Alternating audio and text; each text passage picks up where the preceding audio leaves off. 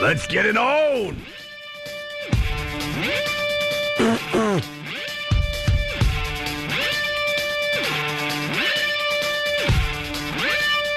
Good morning. It's the Opie and Anthony Show, starring Jim Norton. No one else. Just starring Jim Norton. For 5 hours, it's just me. Yeah, and featuring Patrice O'Neal. How's that? I say starring everyone. I say feature, star. I don't like the pressure. I understand that. That's why we did that. I don't like it. Starring Jim Norton, featuring Patrice O'Neal. Featuring, I need you to say action for me to talk. And guest star, Gavin. How's that? That's how... Guest star featuring... Nah, I say starring, featuring, with special guest star, Eric, and an appearance by Gavin. Yeah, an appearance by Gavin. I like Gavin to talk as much as he wants. I don't like the guest starring role. It's just going to hurt E-Rock. We'll have to deal with it for the rest of the year. Guest star. Featuring. I don't know if I like featuring. Does that mean I get my own? All right. On the credits, do I get my own name? Is my name by myself, or I'm with 3 other names? Yeah, you'll be part of the credits. You're not supposed to like the featuring thing.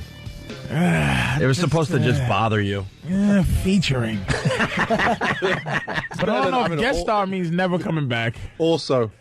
Yeah, you're also starring. No, just also. Also. Some of those old shows just had. How about also? O-N. At the end is like, okay. The last one. N. And Patrice O'Neal as himself. Ooh, very good. Phone number 877-212-ONA. I guess we got to get right into it and do the break we did in the lobby of the movie theater after we saw Cloverfield. Now, Jimmy and I went and saw Cloverfield, and with the rest of the gang. And I liked it. Jimmy liked it. Most of the staff liked it. I had a problem with the shaky camera work, and it got me sick. I had a motion sickness thing, which means you didn't like it. You can't watch it. You can't watch a movie that physically makes you ill and say you like it. That's like saying I like what it could have been. Well, I had to I didn't tell you this in the lobby, but it was getting so bad that I had to actually close my eyes, and I would listen to the dialogue. I'm like, okay. All right, someone's bleeding, and they're just talking it out a little bit. All right, back to the monsters. Now I got to open my eyes again. I had to decide when to watch the movie because the motion sickness was getting to me so bad. And then I'm thinking, I can't be alone in this. So after the movie, I ask every single person, did the shaky camera work bother you?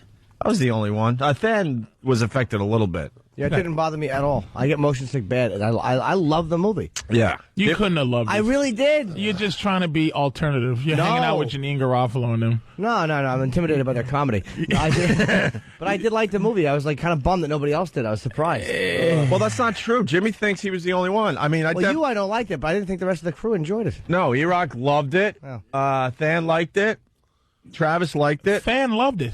They loved it. Yeah, Rotten Tomatoes in general likes it. So far, the reviews that are coming in for this movie that starts tomorrow, by the way, Cloverfield, 68% positive reviews. But Patrice is just not fun at a movie theater. He makes everybody uncomfortable. They did a screening for 12 of us, and we were uncomfortable, and we knew 10 of the people in the theater. Right? Patrice is like your drunk date at a party. You're like, just don't tell him. Because I could hear him. I was 5 rows behind Patrice, and I could just hear him. I knew it was critical. The movie, there was no one more excited to go to this thing. Well, you like monster movies, right? I love monster movies. Yeah. I love monster movies, but this particular, I don't know what you call it in the genre. Mm-hmm. It's just an exercise in yuppie heroes. You know what it was about this movie? Too much, what do you call it? Suspension of disbelief. Too much. Too many things that made me go, this. It was, you know what what this movie was? It was the middle of a monster movie as the whole movie. It was no, okay, guys dropping, the guys taking a dump in the lake and tuna turned into a giant porpoise or giant monster. Right, there was no oil. There was no evil corporation thing. And I know Danny was saying how it was a Chinese this, and that. But it was no explanation. I wanted that movie to be a movie. You want it to be a Hollywood movie. Cloverfield's trying to do something a little different. Yeah, this is very, very different than most. Than every monster movie that came before it. The longness of the party, the build up trying to get you to care about these people was ridiculous. See, I didn't think it was that only because when you look at like a lot of movies, look how long Kong took. With build up, I mean, and Peter Jackson got criticized for a 3-hour movie. Mm-hmm. You didn't see Kong for the first hour, as you should have. See, what I enjoyed about it was the possibilities of the movie, the possibilities. But the entire movie in this, and another thing, that meathead that was carrying the camera, they was trying to do it in like some weird Blair Witch style. Yeah, the whole movie is what's on a camcorder. I want to make that perfectly clear so people understand. And they're at a party in the beginning where someone's going away, and just like we all have done, you walk around with a camera and getting people talking and saying nonsense. That scene went on forever, and you knew it was going to lead to. Can we systematically go like each step in this other way? Yeah, I just don't want to give away the movie to the people that are going to see it tomorrow. But sure, let me know if I'm giving it away. But the guy who's filming the movie, yes, no good. Okay. The guy who's filming the movie goes from, oh gosh, shucks, I don't know if I should be touching this camera, right, to super Asian tourist. Like he goes from, oh gee whiz, I don't know if I know how to even work the thing, into I am going to film this attack in Zoom. For prosperity, where if you go to 9/11, no one keeps the camera on the situation for more than 30 seconds because you're like, I got to free my hands up to run as fast as my 2 ball fists will do this. Right. Will do the run move. This guy is basically, I don't have time to film this thing. Nobody has time to film the movie. And he is right, because all of a sudden this guy was handed the camera at the party, like, here, could you just film some stuff so he remembers his friends and stuff and the going away party when he's in Japan. I think he was going. Then we get to 9/11. The 9/11 meets OJ meets Watts Riots meets Godzilla. Bothered me to no end. Really? It bothered me. A couple of scenes to no end. Like what? Like the building falling down in the background, and then the afterfall, the smoke coming down the street. We've seen that footage a million times. The only difference, this was in the dark instead of in the daytime. But it's almost like that's a tough thing, because if a movie's going to make a monster movie in New York, you're going to have that. Right. You know what I mean? You can't win with that one, man. Spider-Man took the towers out. You can win with it. Not with big buildings falling down. But don't knock them down. Why? It's don't knock them down. Tell it to the monster. And no, right. And no more sexual harassment of the Statue of Liberty. It just don't make sense. It just, the movie, okay, if it didn't try to also make points, it was trying to also be something other than what it was, which was, okay, it was quite spectacular in terms of the way the camera was doing what it was doing. They didn't have to cheat as much as you'd think to accomplish what they accomplished. Right. It was too much stuff it was making me sick. It was like, and not the movement, just gimme. Are they looting where the giant creature is smashing buildings? What are you trying to say? That really bothered you. About the evil of New York. At least they had threw a few white guys in there looting for you. Right, exactly. Talk about suspension of disbelief. Exactly. Which is what bothered me. Patrice saw the looting scene. I was sitting relatively close to Patrice, and he was bothered, like, there we go. This is what we do in disasters. But then I noticed they sprinkled a few white guys in there. Just to make it like we're all crazy. Right. It was so purposely done. Why didn't this guy with the camera take a train up to Harlem and film him looting as the monsters attacking Manhattan? Yeah. Do you understand? What it was this. It was trying to give you that documentary feel, but it was filming scenes. Mm-hmm. He was filming scenes as if it was a regular movie. So here's the monster right on top of his face, and he goes to film his dumb friend and his 2 girlfriends over in the corner hiding when Mr. Creature is right above his head. Right there. You don't move the camera, or you throw the camera and run. Is it possible that he was moving the camera? Some of the stuff they did, where he would just kind of move the camera the way you would move it, without regards to what it caught. And of course, it's a movie; they have you catch what you need to see. But I mean, there are certain things that it was a little like. So make it a movie. But you have to cheat a little bit. Where's the scientist that goes, my God, you don't know what you're dealing with? Where's the general that goes, we have to plan on... It should have been Godzilla. Because that movie's been done a million times. Yeah. They were just trying to do something different. It's kind you of got to understand that much. Look, I get the thing they were trying to do. Right. I want monster movie. It's the way they did it. I think it could have made it. It could have been good if they had did it just like a movie. See, they got a lot of stuff across in this weird. Like they showed the panic.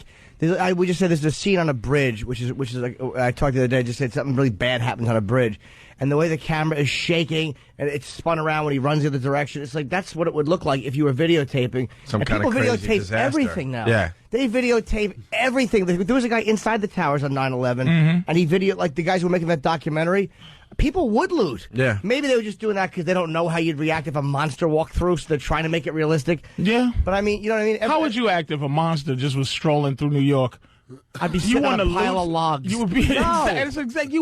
You would not do. That suspension of disbelief. You would just hide in a basement. It just was too much. Hey, all right, listen. Oh, go ahead, Jimmy. If you said to people at one point, like after a tremendous flood, where people were stuck in the Superdome and dying, people would be looting. You know, before Katrina, you would have said that's crazy. Nobody would loot during that. People loot during everything. The LA riots. Anytime there's like a thing where there's a mass movement of people, there are people that are going to loot. It's almost like they don't believe what is happening around them, so they'll go in there and loot. I mean, that's and what did you love about the movie? I don't know what. The fact that it was different, the fact that I thought that it happened, it felt like that's probably the way. As much as you could feel the way a real monster would feel coming in, that's how it would feel. Like there's a shock, the lights go out a little bit, nobody knows what's going on. I like the way they filmed the television to give you certain news reports. I like the way they gave you like a top angle, because there was no way for them to show you a top angle of this monster and this mayhem. Oh, no, there was a way. There was a way. I'm making it a movie. Yeah. But I mean, I kind of like the fact that they stuck with this. They stuck with the concept all the way to the end. Yeah, and I like the fact that he showed them just arguing outside. Let me go help this broad that I slept with one day ago. Well, that's still best friends. They're good friends. Yeah, let me get to the... She's dead. They were good friends. No, she's dead. You wouldn't have went back in real for life. Look, I'm not even saying it trying to be Mr. Evil. Well, she's dead. But they needed a reason for them to go from downtown to midtown, and the reason was a little lame. Yeah. I mean, they were friends for a while, and they slept together once, and he needed to save her, and it was like... He left his lucky lamb chop bone would have been as good as a thing to go do as save her. Hey, I got to jump in here and get a couple other things out, because we don't want to spend too much more time on this, because we have a busy show ahead of us. But Patrice just making comments to the screen the entire movie, and then Jeffrey Lyons was in there. He's a very, very famous movie reviewer, and also the credits roll, and what'd you say? Half a star. Half a star. And old funky Jeffrey goes, what did he say? No one asked you. No one asked you. And then he marches out to take his popcorn dump. I wonder what he gave it. Do you know what he gave it? It hasn't come out yet. It'll be interesting because we saw the movie with this guy. So, but you go boo. I one should have. You know, half a star. If my mind was working, I would have said, Jeffrey, I have the same job as you right now. Shut up. Like as good as I'm just as good as you right now. Ben? The other choice Patrice comment was obviously it's a monster movie. The camera takes quite a beating, and I guess Patrice didn't buy that the camera would survive some of the horrific stuff, and just something terrible happens to the group, and you just hear Patrice go, "Must be a Sony."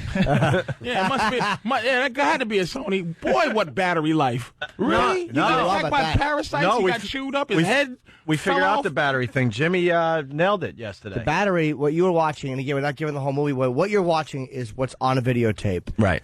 The movie is an hour and a half long, so you're watching an hour and a half of what's on the videotape. So, like, when it looked like there was a moment where they're downtown, and all of a sudden they run up to 59th Street, and it looks like there's 5 movie minutes have passed, you're watching what's on a videotape. So, obviously, he turned the camera off a lot, as the way people would. He kept turning. You don't see him turning the camera on and off, because when you're watching a videotape, you don't physically see the guy turning the camera on and off.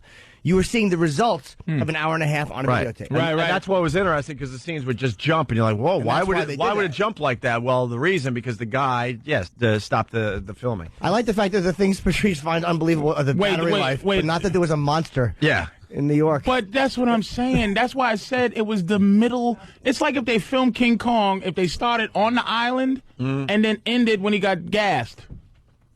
Yeah. That's all right. Listen, you know? We're heading toward our first break, but the first review in the New York paper came out. I want to make it clear that so far Rotten Tomatoes likes this movie. 68% positive reviews as far as the reviews coming in, and we're going to have Jay Abrams on the show. I think tomorrow. When's the casting? JJ's next week. The cast next week? The cast might be coming in tomorrow. So this guy, Lou Luminick, writes, Cloverfield combines unpleasantness and stupidity to a degree that would be difficult to match unless you were stuck in bed with a case of the shingles while being forced to watch The Ghost Whisperer. At least the guy's funny. That's... As the Blair Witch Project meets Godzilla meets the Banana Republic catalog, I'm not sure who suffered more, the characters or me. I was forced to write down page after page of dialogue. I had a problem with some of the dialogue myself, like this, and then he gives examples of the dialogue. What the hell was that? Oh, God, this is nasty. This is like a nightmare, you know. After the monster tries to drag one of the screamers away. Hold on one second. I'm sorry. Did he prefer it when Will Smith was jumping around going, "Hey, it's raining black folks" in Men in Black? Is that the type of monster movie dialogue he wants? I don't think that's a fair comparison. No, though. but I'm saying like the cornball, not even Will Smith, or the cornball stuff that they said in Independence Day. But there was no cornball moments in the movie. In what? In that movie, there was not one place where a cornball moment should have been happening. In what, this monster movie? In Cloverfield. Oh, yeah, no, but I'm saying, like, but he's like looking at the dialogue like that. You don't know how people are really going to react. At least the dialogue, I think, was attempting realism. This is a visceral makes me sick. That's what this review is. It's just visceral. After the monster tries to drag one of the screamers away, we get, what's up with that? Someone who's bleeding from the eyeballs is asked, "Are you okay?" She's bleeding from the eyeballs. And one who has nearly been ripped apart alive in the last part of the movie, whatever. You're saying this is the dialogue. You're saying this isn't attractive looking? Oh boy. Yeah, she was. And you and your camera theory, it was a whole half of the movie was down under in the train station, and they were just talking, and that was a moment of turn the camera off. Oh yeah, probably right. Okay, but again, there's certain things they had to cheat just to make it like they had to a little bit. I know. You know, that's I know. And I just wanted it to be better. And they bring up the Patrice thing that you mentioned. Why does everyone risk their lives going to a friend's place to rescue her when they have no reason to believe she's still there? Guy did have reason to believe she was still there because he heard a message from her in the cell phone. Yeah. on the cell phone. And the bottom line and is that she was stuck in her apartment or something. The fact that they slept together. Would you save your girlfriend under that circumstances? Be honest. I don't think I would save her if it was. I can't think of a more trite example. No, I'm selfish. But this wasn't even. If it was raining frisbees, this wasn't even a girlfriend. Right. Absolutely. I'd put a little bandana around her neck and say, "Go catch one in your teeth." I'm hiding. that This part, wasn't even a girlfriend. I couldn't overlook. I couldn't overlook. They were friends, and then they were starting to fall in love. His desperation to save this girl who not only brought another dude to a party, he had called a dirtman. It's just his need to save her in this situation. Just it was too many. It was too many times to go F this. He loved her though. Don't you remember? Like they showed them when the guy's walking around the party going, so and so slept with her. No one could believe it because they were such good friends for a long time. And then the camera, which I like, they show briefly the argument in the hallway where the guy goes, you hear them arguing. She's like, "You never called me." Like he heard her. He had sex with her. They were really close. They had sex.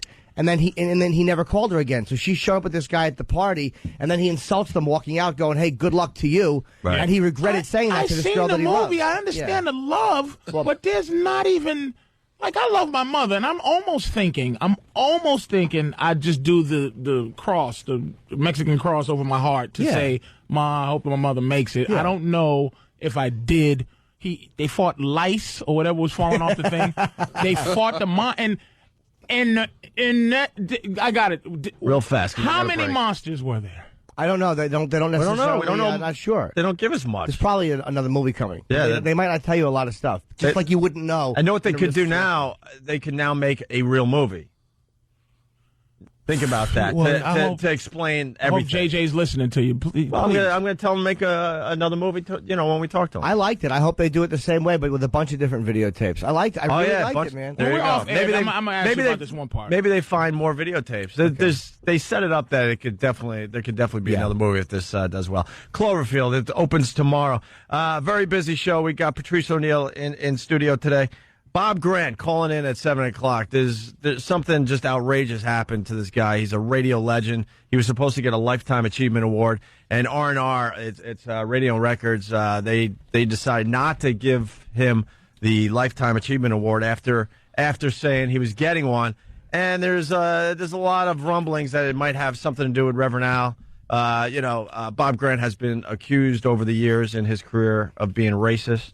He has said some crazy things over the years, but that's whatever. It's just disgusting. Right. It's disgusting that they took this award back. So we're going to talk to him at 7 o'clock. That should be very, very interesting because he doesn't hold back whatsoever. No. We also have Sylvester Stallone calling in around 8 o'clock today, which is a huge coup for the Opie and Anthony show. Of course, Rambo coming out soon. And Andrew Morton, who wrote the book on Tom Cruise, he's going to be stopping by to talk about that book. Yep. So we're very, very busy today. It's Opie and Anthony. Stay there. You're checking out the Opie and Anthony show.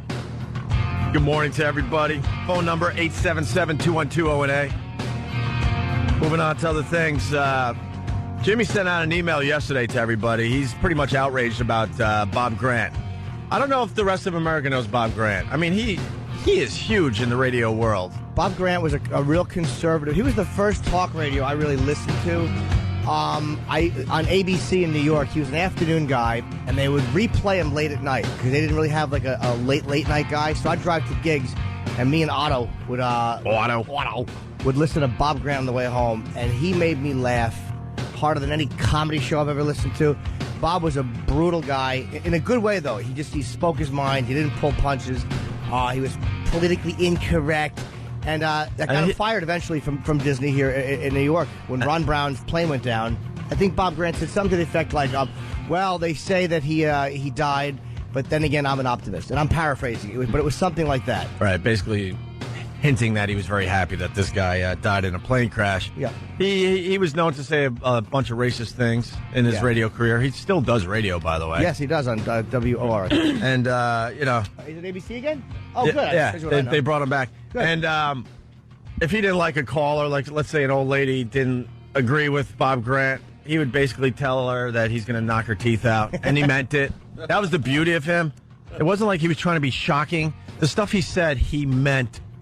He meant. So Radio Records, it's one of these trade rags. It's a very popular trade rag. I don't really acknowledge them. I think they're a bunch of pompous a-holes. But they're giving Bob Grant a Lifetime Achievement Award, and they're doing their huge R&R convention where they get together and they kiss each other's ass. Everybody in radio, not everybody in radio, and I have never gone to one of these things, but they all get together and just smooch each other's you-know-whats and drink and get prostitutes and drugs and, and make believe they're working. You should have made it look like a less fun event. Well, true. Oh,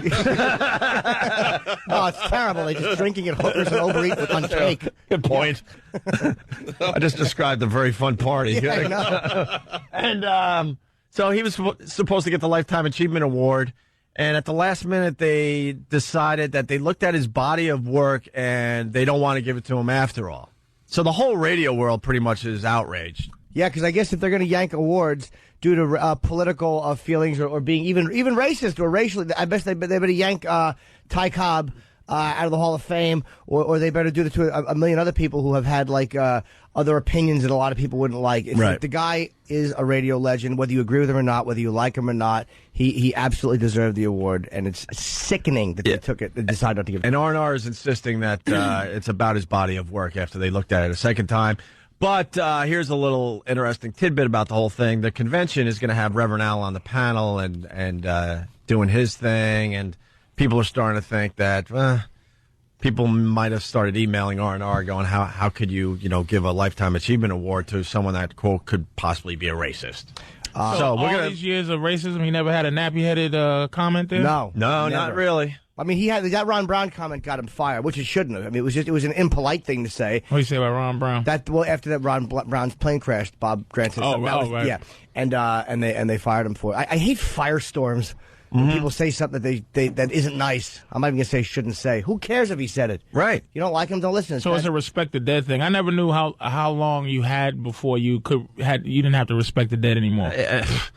I mean, in the old days of radio, whatever, anything goes as long as you follow the FCC regulations. But we live in a new world where you could say something stupid and you could get fired. It's ridiculous. Yeah. So Bob Grant's coming on around 7 o'clock, and I'm sure he's not going to be shy about the whole thing. That's for sure. Yeah, I'm a big Bob Grant fan, and I think it's just we met him when we were embarrassing. working Of at course you are. John Minnelli brought him through the hallways of NEW back in the day, and we pretty much left our radio show just to get a picture with him and shake his hand and meet the guy. That's how important he is in radio, to me anyway. I've never heard of this race. He's an older guy, and I remember he said to a guy one time, it was some gay guy called in. It's amazing what would go through over the airwaves, even like this is probably 10 years ago. And the guy was like saying that he wanted to do things to Bob, sexual things. The guy started talking, and he's like, I want to do this to you, Bob. And Bob hung up and he goes, by this time next week, I hope you have a full-blown case of the virus. Next caller, you're on AB's. I love him. He was unapologetic. He would never wink and giggle at his own stuff. He just plowed. Bob was great, man. Yeah, he was crotchety. Bob was great. When he was cranky, there was times where you just knew he wasn't feeling good. So what happened to him? Why is ABC fired him, and then he eventually got another job at OR, and then. And how famous is this guy? Bob. As far as New York radio goes, legendary. He's huge. He's a legend? Oh yeah. Yeah, Bob Grant. Way up there. Okay, I'm just way up there. I'm not sure if he ever got syndicated. I don't know. Maybe he did. He, by the way, he is 8 to 10 p.m. on 77 ABC. So good for Fareed and those guys for and good for a lot of the radio guys out there. Sticking up for Bob Grant. Not just people that work with him at ABC. Other shows are jumping on this as well, which is kind of cool to see. All right. In other news, Eddie Murphy and his wife split after 2 weeks of marriage. Oh my God! What is that about? Wow. What are we going to find out about that? She wasn't funny. She wasn't funny? Yeah, she just wasn't funny. She never swallowed. She didn't laugh. She didn't like trading places. Yeah. Why would they make him homeless? Oh, Patrice, can I say Patrice's Def Jam set? God damn it. Your bit on how women are so literal and annoying, and you can't have fun with them by he's hypothetically challenged. What was the example you used? You could just walk up to a guy and go, "Hey, would you sleep with a bitch without a nose?" and it was how the men would debate it back and forth, and the women would be like, "Why would you do? You can't breathe if you don't have a nose. You can't live without a nose. I'll take you to the nose doctor to get a nose." I was reading a book about noses, and it said you can't live just awful conversation, and it all stems from how come you don't? They'll hear me and you on the phone talking about it, and she'll, your girl listens to the conversation you and your boy have. And then she'll go, how come you don't talk to me like you talk to your friends? I'm cool like them. I'm fun like them. Oh, boy. All right, so would you sleep with a guy if he didn't have a nose? What? That's just it. And then Transformers is like, a car turning into a robot? That's stupid. Where's the wheels? Where's the wheels when he turns into a robot? And then they come back out of nowhere. Where's the windshield wipers? This is stupid.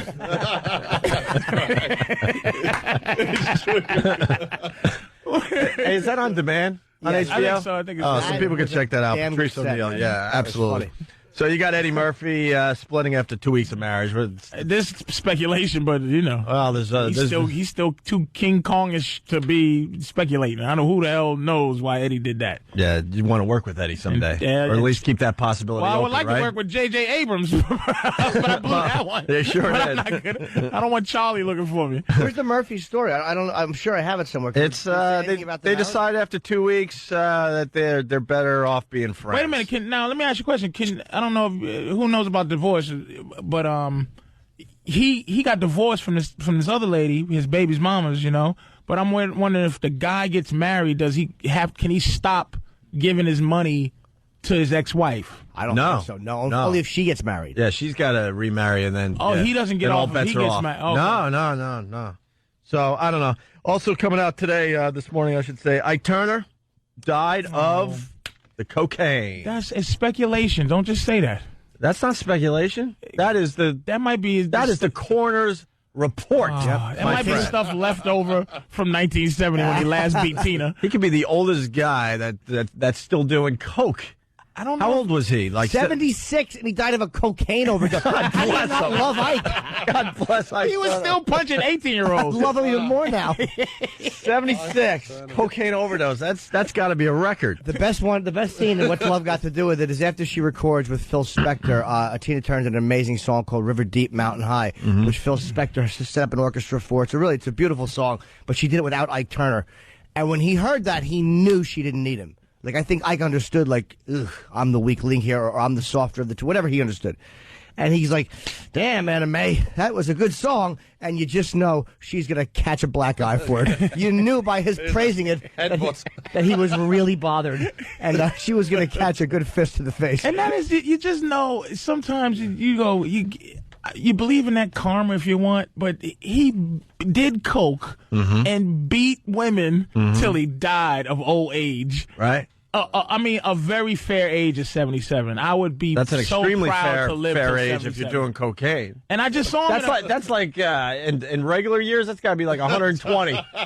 Yeah. He just lived white to people years. 120. And what? No, that's long. Because if you do the white people, black people years, Right. I'm 120. 77-year-old black man that does coke. He's a 196-year-old white man. That's right. At least. That's right. He's at least 196 years old. Now, should he not be in the Rock and Roll Hall of Fame? Because he was a rock pioneer. I mean, Ike Turner.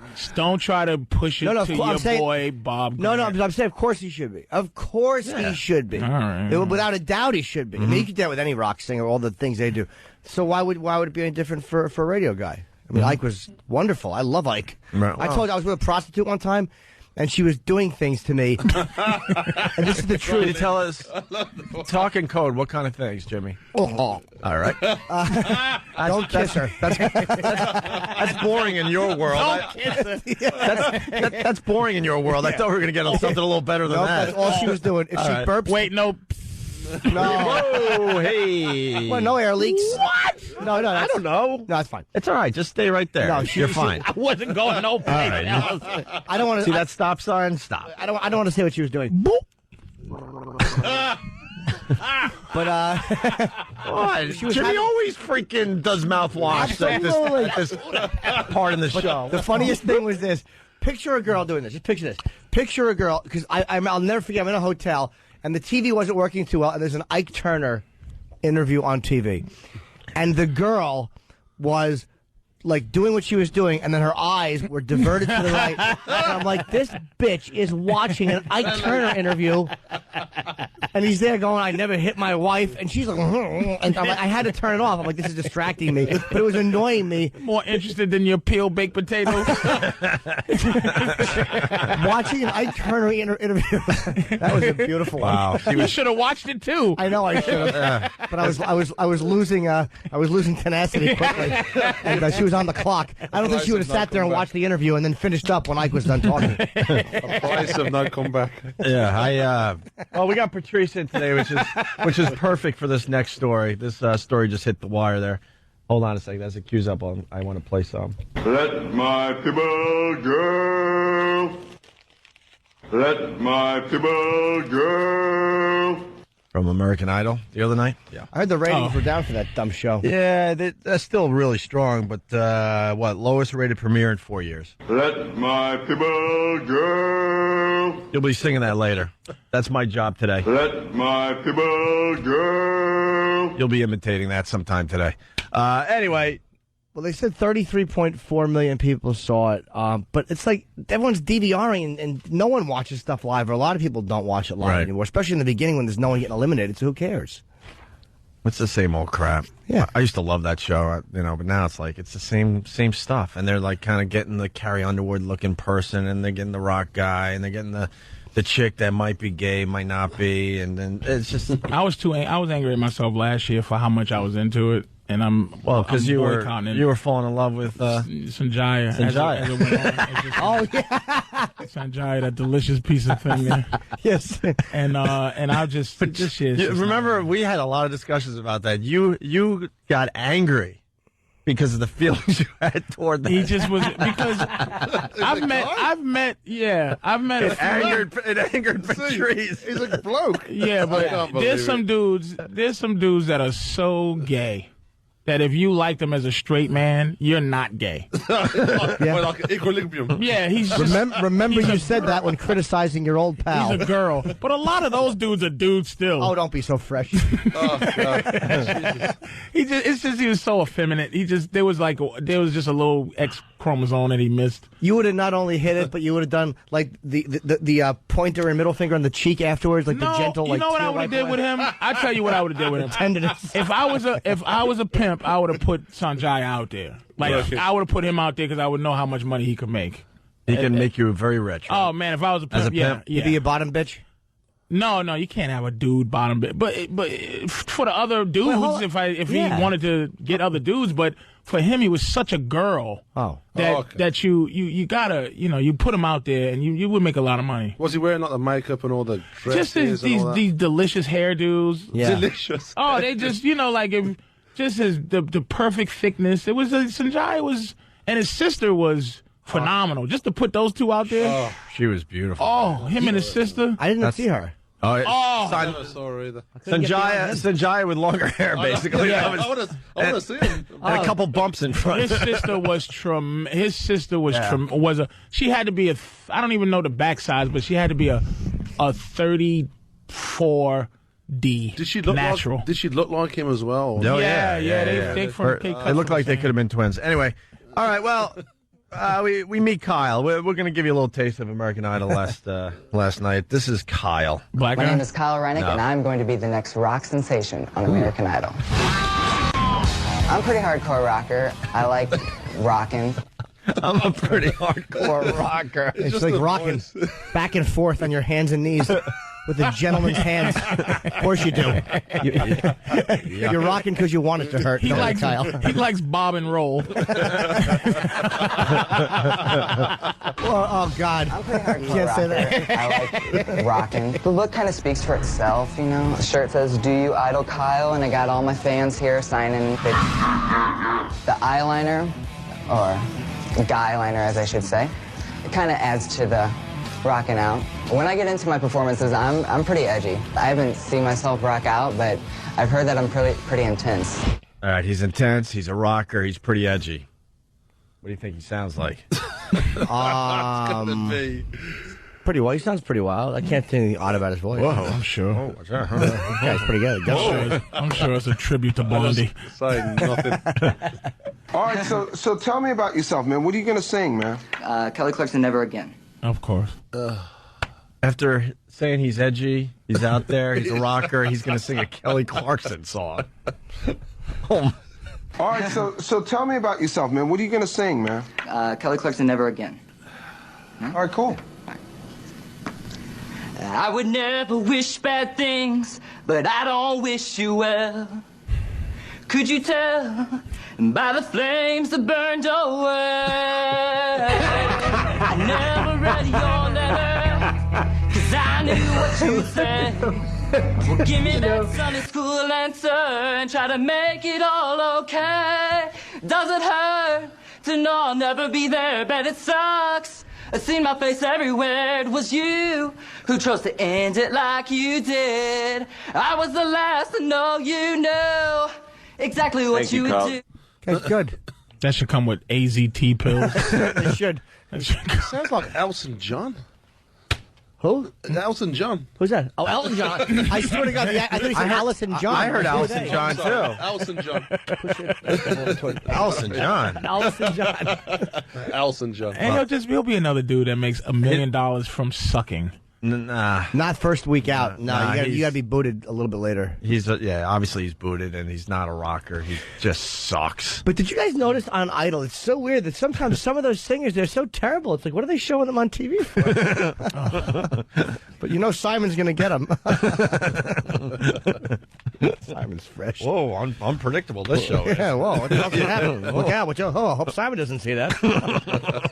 Dogs. Wow, they didn't know ahead of time. That's a little weird. Yeah, how'd they not screen this more carefully? Simon's really going to go nuts. Giving Simon some fodder, looks like. Whoa. God, could Simon be with two bigger boars, too? Could they get I mean, of all the black guys, how about Paul Mooney? How nice would that be? Right. Or just somebody who really hates white people. Yeah, but it works. I mean, this freaking show is huge. I love your old bit on American Idol. How you and Simon, and how Simon like beats up these kids that have this dream and just destroys what they look like, what they sound like, their personalities, everything about them. And Jimmy used to do a bit about how you would love to see Simon do that in front of young rap guys that are trying to make it. I haven't done the bit in years to actually like him now. It was something about his cowardice and how he wouldn't talk to Def Jam or what Def Jam. What was Suge's label? I don't remember the bit. Death Row. Thanks, Death Row. Yeah, like say the same crap to these young rap upstarts. He would never do that. But you know what? I think people turned as far as Simon goes because he's showing the other side of him finally. That he's kind of. What's the other side? He's got like that little heart beating in his chest. I don't mind that he shows that part now. Yeah, now he can after 17 years of $10 million a day. So now he can come out and it doesn't even matter. Well, this show's big in England too, right? Like he's got an Idol. He got another one. He's got it all over the world. He's got little things starting. And wait, you know what else is his? The Invention Show is his. Yep. And the other Idol for anybody on NBC. America's Got Talent. That's his too. X Factor. We call it X Factor back home. Same program. America's Got Talent? Yeah, anything goes. Is it good? I don't really watch them myself personally, but it's massive back home. I mean, it's humongous, it's man. massive back home. He's big business back home as well. Yeah, he's got something with Sharon Osbourne. Think he's a too. billionaire? Oh, gotta be. He's got to be way up there. I like him, man. I like him. He's big home. I like him. Hey, we're heading toward another break here, and the great Bob Grant at 7:00. Yeah, very happy. Right after the commercials, we're going to talk to Bob Grant. It should be interesting if he speaks his mind. I think he will. Yeah. All right, stay there. It's Opie and Anthony. You're checking out the Opie and Anthony Show. We got Bob Grant standing by. You want to explain before we go to him? Bob Grant, for those of you that don't live in the New York area, I'm sure you know him all over the country. He's a radio legend here in New York. And he's said a lot of things that bothered a lot of people, which in this country is not really allowed anymore, unless, of course, you're attacking from a certain political ideology, then it's acceptable in free thinking. But if you're attacking from Grant's point of view, it was considered racist and inappropriate. So whatever, he was fired from ABC, came back, and he's supposed to get a Lifetime Achievement Award, which he deserved, and R&R backed off on it. That's right. Due to just being cowards and pressure. And this is what R&R printed up, I think, yesterday. Award withdrawn. Upon further review and consideration of Bob Grant's complete body of work, Radio and Records has withdrawn its decision to present the 2008 News Talk Sports Lifetime Industry Achievement Award to Mr. Grant. R&R is sensitive to the diversity of our community and does not want the presentation of an award to Mr. Grant to imply our endorsement of past comments by him that contradict our values and the respect we have for all members of our community. Holy F! Do you know, reading that, it makes my jaw move to the other side. It's so despicable and such smarmy, just apologetic liberal crap. It is. Let's just talk to Bob. It's just disgusting. All right, ladies and gentlemen, the great Bob Grant. Bob. Good morning, gentlemen. How are you, Bob? You sound like Anthony. That's how Anthony does you. Oh, really? Yeah. Well, Bob, we're completely outraged that this is happening to you. When did they tell you that they were not going to give you the Lifetime Achievement Award? Yesterday, a little bit before noontime, I got a phone call from a young lady who was not the young lady who had originally called me to tell me R&R had selected me and asked me to be the recipient. It was somebody else. She was very nervous, identified herself as Cindy, And it was painful to hear how nervous she was, and she finally got to the point. And she said, well, we are going to rescind our invitation to you. And naturally, I asked why, and she said, well, upon reviewing the body of your work, you could tell she was reading it. And I said, well, you mean to say you didn't do any research on me before you decided to give me the award? She was completely at a loss when I asked her that question. Yeah. Well, Bob, let me ask you, when you heard about this, I mean, you know who you are and you know your successes in radio. Were you, like, really honored to get this, or was it just more aggravating when they took it? No, actually, when they told me that they would like me to be the recipient, I said to Heather Cohen, who was the woman who called originally, I said, are you serious, really? I said, well, I'm honored, and I was. I'm not going to be, be phony here and say, nah, I wasn't honored at all. I thought it was fine. And guess what, guys? I've been in this business for so long, and I've been a pathfinder for a lot of people, including you too. And I think I do deserve something like that. But this isn't going to ruin my life.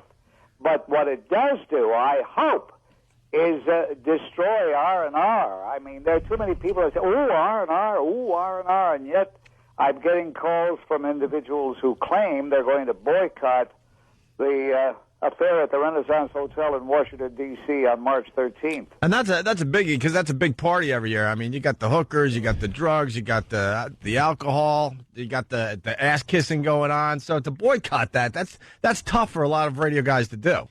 Well, they said they're going to do it, but between now and then, who knows? Yeah. You had I have learned, as you guys might have learned, that at the beginning, when the shock first hits, you've got a lot of friends, and then suddenly they peel off. They fade away. And they scatter like cockroaches, don't they, Bob? Don't they? You find out who your real friends are. Well, that's it, the real friends. Now, I think this goes, and guys, I'm not being political here at all, but I think this goes beyond me. It goes beyond you. It goes beyond any individual. What does it say about the state of America today? Well, it's very typical of what's been going on. I mean, it used to be that, if you said unpopular things or politically incorrect things or what went against the grain, it was considered kind of free thinking. But now it just seems where it's switched, and the people that fought for that which was the left, have become the most restrictive. And look, you had a brilliant quote. It hurts me, but I think it also hurts everybody, because is this what America has become? Is this Salem in 1692, where someone accuses you of being a witch and you're presumed guilty? That pretty much is it. They got a few complaints about honoring you, and they rescinded it because they're cowards. Is that what happened, Bob? A lot of people started emailing from maybe some special interest groups? Or a couple of people. One guy. I'm not even going to mention his name, but it's been identified. As a matter of fact, he's bragging about it. And the reason I'm not mentioning his name is that's precisely what he wants. But this is a guy who has been stalking me for, at least 20 years. And his whole life is an obsession with me. Well, how did one guy get this done then? You got some more people behind him, or recklessness of corporations, people in general. Why? That's all you have to do is point the finger. Now, I said to someone from the Washington Times who called for an interview, I said, well, what about some of these charges? I said, what charges? Well, that you're a racist. I said, what is a racist? Would you please tell me? And if you can tell me what a racist is, would you please identify a few? And leave me out for a moment. I won't have my feelings hurt. And she couldn't do that. And then I asked her if she knew of anything I had said, and when was it? And she went back to April 3rd, 1996. I said, something in 1996. I said, even if I said something that was illegal, wouldn't the statute of limitations apply here? And she said, well, you did say that about Ron Brown? I said, what did I say about Ron Brown?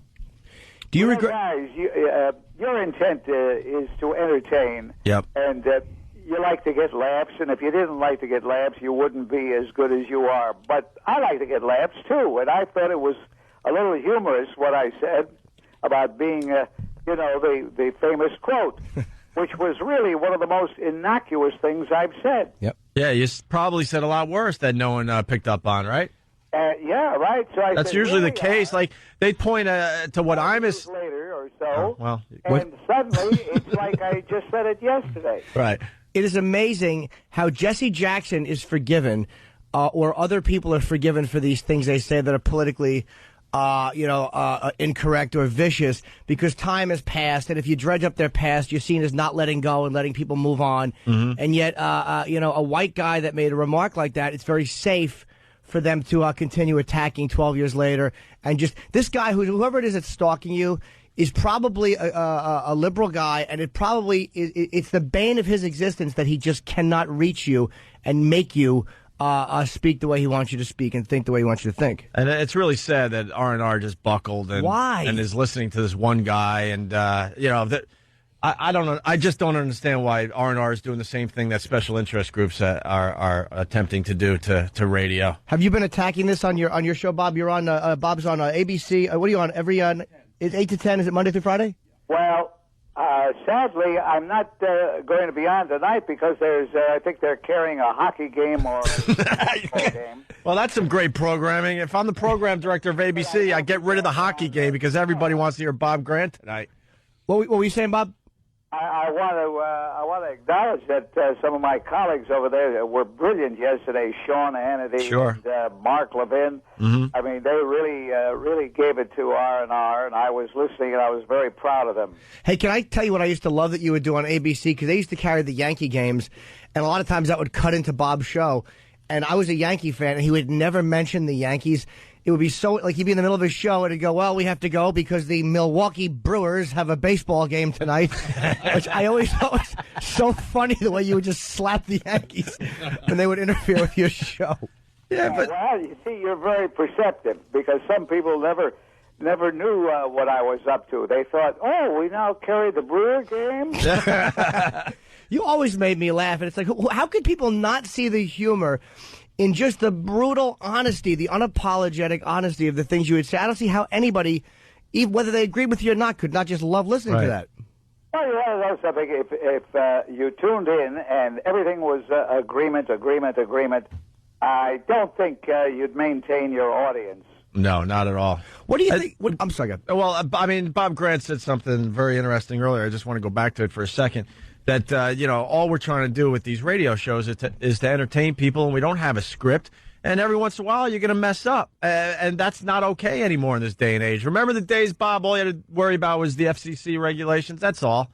But now you got to worry about how powerful some of these special interest groups are, and you got to watch every single word you say, and that makes for a tough position for all of us broadcasters, you know? I mean, at this point, we're not allowed to touch Asian humor. Well, that's true. I mean, you go back to when Don Rickles first burst on the scene. Yep. Everybody was just absolutely captivated by the guy. He's still one of my all-time favorites. Absolutely. But if he were just breaking in now, I wonder what would happen to him. Well, do you find it disgusting that Sharpton is on the panel? That he's actually on this panel, not because Sharpton's on the panel, but because they're rescinding an award to you because of inappropriate things or things that they felt you should be scolded for. And this guy, who has just been a pig for the last 20 years in the media, is allowed to speak. Yeah, let's look at his body of work. Why is he allowed to, talk at the convention? Let's study his body of work. Well, here's a guy who helped perpetrate the fraud of the Tawana Brawley case. Mm-hmm. And still walking around, as a matter of fact, bigger than ever. Mm-hmm. And the question that people are now beginning to ask is something I brought up years ago. To what office has he been elected to? Where does he get his power?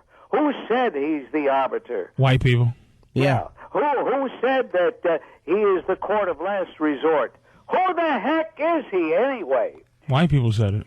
I think maybe he still resents me because many years ago, over at WABC, maybe in 84, 85, somewhere around there, I had him on the program, and he was debating somebody else, and I was astounded by the jewelry and the big gold watch on his wrist. And I commented, I said, Al, how can you raise your arm with all that jewelry on it? And he didn't like that one bit. Of course not. But you're right, because he's not been elected and because he doesn't, quote unquote, have an office, there's no accountability basically to anyone. Whereas if you work for a radio company, you work for CBS, you work for ABC, that's who you're accountable to. But I don't know who he's accountable to. Which I have no problem with him saying what he wants to say. But the fact that white people, every time he yells, white people just kind of back up with their hands raised and are apologetic and go, oh, sorry. And they react the way he wants them to react. Right. It is just kind of sickening, and we're just really, really irritated. Yeah. Does Reverend Al have anything to do with what happened to you, Bob? Well, this is a lot of people are speculating. Aspect of this whole thing. Because it's not a level playing field. I hate to use that analogy. I don't know what else to say, though. But it's not. It's a double standard situation. Yeah. If you get into an argument with a political figure on the basis of his politics, and he happens to be a black politician, then you're going to be accused of racism. Sooner or later, it's he's doing a racist. But if a guy's a conservative and he happens to be black, he's my guy. I'm interested in his political philosophy, not at the color of his skin. But there are some people that don't want to believe that, like Jeff. That's brand new, though. Doesn't, and Al Sharpton doesn't, because they've been making a nice living off of the fear that people like, you can name them all, members of the white race, are terrified with being called a racist by someone like that. And that it really, in the long run, is hurting everybody, but they don't get it. Right. We got Patrice O'Neal in studio, Bob. Patrice, what how are you, sir? I'm Almond. They call us Almond now. Oh, really? That's the community. Yeah. Nice. I just wanted to say though, this brand new white people are getting in trouble for being racist is brand new. It has to be less than 20 years old. So it's like all of a sudden, white people just kind of want a lot of anger to go away, and we're not having dialogue to get rid of old anger. It's just that old white guys now feel victimized, and they want it all to be some colorless world all of a sudden. Well, there's a tendency, especially in America, we do tend to go from one extreme to the other. Now, let's face it, our legacy was of slavery, Jim Crow, certainly segregation, that was very cruel to black people. Now we're going completely the other way, trying to compensate. I have nothing to compensate for. I don't know about you guys, but I was born long after slavery was eliminated, and I did not participate in anything that would keep anybody down on the basis of race. And I have no guilt whatsoever. I would have guilt if I didn't stick up for an individual who deserved my support. Notice, I said individual. And if we can ever get back to America being the land of the individual, we'll be all right. But I don't think we're going to get there. But that, well, go ahead, Patrice. This is coming from a white guy. I mean, no offense. I'm just saying it's coming from a white guy. It's like the land of the individual. Jim Crow was over yesterday. Like, I was born in 1969. Martin Luther King got shot in the face by a cracker in 1968. All of a sudden in my lifetime, we have to go back to the land of equality and the land of this wonderful land. It's because it's becoming hard for white guys. Now we got to stand up. Now, I'm the one that stood up for Imus, but it wasn't because I'm a poor white man. It was the fact that I make a living talking. So it's like I stand up for that. But this thing where the land of the free and how we all need to come back to what? That's for you, not for me. Well put. You know, I was watching a statement made by Barack Obama, the senator from Illinois. Of course, we know he's running for president. And it was a statement which I agreed with 100%. He was talking about Ronald Reagan. I think he has decided that it's very smart for a Democrat to praise Ronald Reagan. And I was thinking about the fact that I haven't heard one person say to me, gee, I don't know, I couldn't vote for him, he's black. Not one. I have heard some people say, he's too liberal for me. And that's the basis that we're supposed to base our vote on, and that is the policy, not what the guy looks like. But have you heard anybody jumping out of windows because Senator Obama is black? I haven't. If he gets elected, we will. They said it, I didn't. Exactly.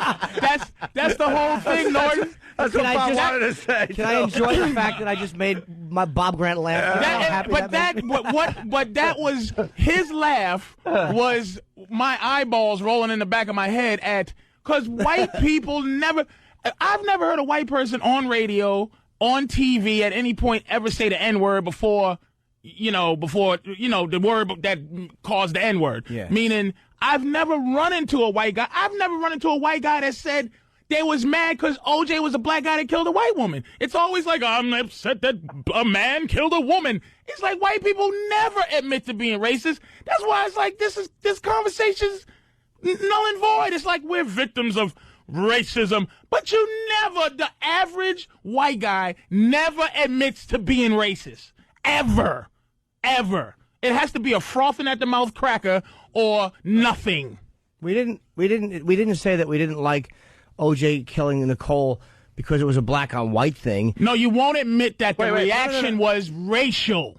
White people don't admit it. Well, because we thought that she made the mistake by being there to begin with. Right. Of course. Of course. Well, using your logic, do black guys admit being racist? Ladies and gentlemen, I've just been handed this bulletin here. Uh-oh. Opie and Anthony want to change from being a duet to a trio. And who is the gentleman who added to the mix would make it a trio? Patrice O'Neal there? Oh, I'm sorry. I'll just go back into the corner, sir. Lord Jesus, give me that watermelon rind so I can wear it as a hat. I just was talking, sir. I mean, I'm sorry to interrupt with your buddies while you're sitting here wanting the world to be the same again. Sorry about that, Mr. Bob Grant, hero to all white guys. Hold on. Just tell Bob you're going to come down to the studio later. He's not on tonight. I don't even know what a trio is, sir. Ain't that a cookie? It's what leaves grow on. Yeah. A tree. Wait. And it's like you don't know what Bob meant by that. You might be misinterpreting Bob. Bob, do you not like Patrice? Well, exactly. Yeah, you help out. I'm glad that you called. I'm delighted to be with you. And I do have to get going here, but okay. Just keep on keeping on. All right. Any final words for R&R for taking away your Lifetime Achievement Award? Well, I really think they should be ashamed of themselves, but I don't think that they're capable of shame. And I just wonder how they figured to give me the award in the first place. If I was such a horrible creature, so undeserving, when did they first discover it? It's obviously just a disgusting example of just being cowards. And a lot of times I think white people react to racism like that because they're afraid if they don't, their own racism is going to be revealed. It's almost like the way black guys will distance themselves from a black guy who's a mugger. White people distance themselves from anything that's racially inappropriate because they're afraid it's a reflection on the way they really feel. Mm-hmm. So look, we're obviously fans, and we're sorry it happened to you, but it's almost good it happened because we'll just point out how disgusting R&R is for yeah. I ran out of steam. Definitely, and I certainly don't hold any race responsible for this because the guy that was sending the emails is a white guy. Yeah. And I think the public ought to know that. You know, sometimes people assume, this be a black person. No, it rarely is a black person. I mean, not everybody's Jesse, not everybody's Al. So, by the way, I wanted to ask you guys: are you going to the R&R convention? No. We're rarely invited, and we've never gone to any of their functions. We just don't believe in any of that crap. Now, before I do leave, I want to hear Anthony do his famous imitation. All right, Anthony with the famous Bob Grant. Okay, here we go. Here we go. Get off my phone! Forging ahead. Hey, you know, that's so good. It's scary because you could go around using that voice saying things and I'd get blamed. Hey, it's the great Bob Grant. Keep going strong there, Bob. Yeah, we love you, man. Big fans. Been fans for years. All right, guys. All right, we'll be in touch, all right? Straight ahead. All right, there he goes. Straight ahead. Bob, straight ahead, right. There goes Bob Grant. Great impression, Anthony. Thank you. All right, the Opie and Anthony Show. Phone number is 877-212-ONA. Still to come on the show, we got Sylvester Stallone calling in at 8 o'clock to promote Rambo for about 7 minutes? 8:10. We got him for like 10 8:10? minutes. And then at 8:30, we have Andrew Morton stopping in, who wrote the book on Tom Cruise. All right, very good. Anthony. You all right? Oh. It's the Opie and Anthony Show. Phone number 877-212-ONA. Patrice O'Neal in studio today. And Patrice, once again, you got the phones lit. So why don't we say hi to Joe in New York? Joe, what's up, buddy? How you doing? All right, Hi, Joe. Hey, how you doing? I just wanted to ask, why is it all right for him to say cracker and stuff like that, and we're not allowed to say the N-word? Well, first of all, cracker doesn't have the same Social implication. and the same punch that the good old N-word has. I don't think there's a white guy alive that cares if he's called a cracker. I mean, I don't care I'm called a cracker, but everybody's screaming about equal out, being equal and everything like that. But I think you're picking on the wrong person. I don't think Patrice cares if you use the N-word. Patrice encourages it. Right, he don't care. Yeah, no, I'm not picking He's on not him. about the double standard. I want a fair fight, man. I don't want white people. Now that I'm actually really allowed to be, not that I'm, put it this way.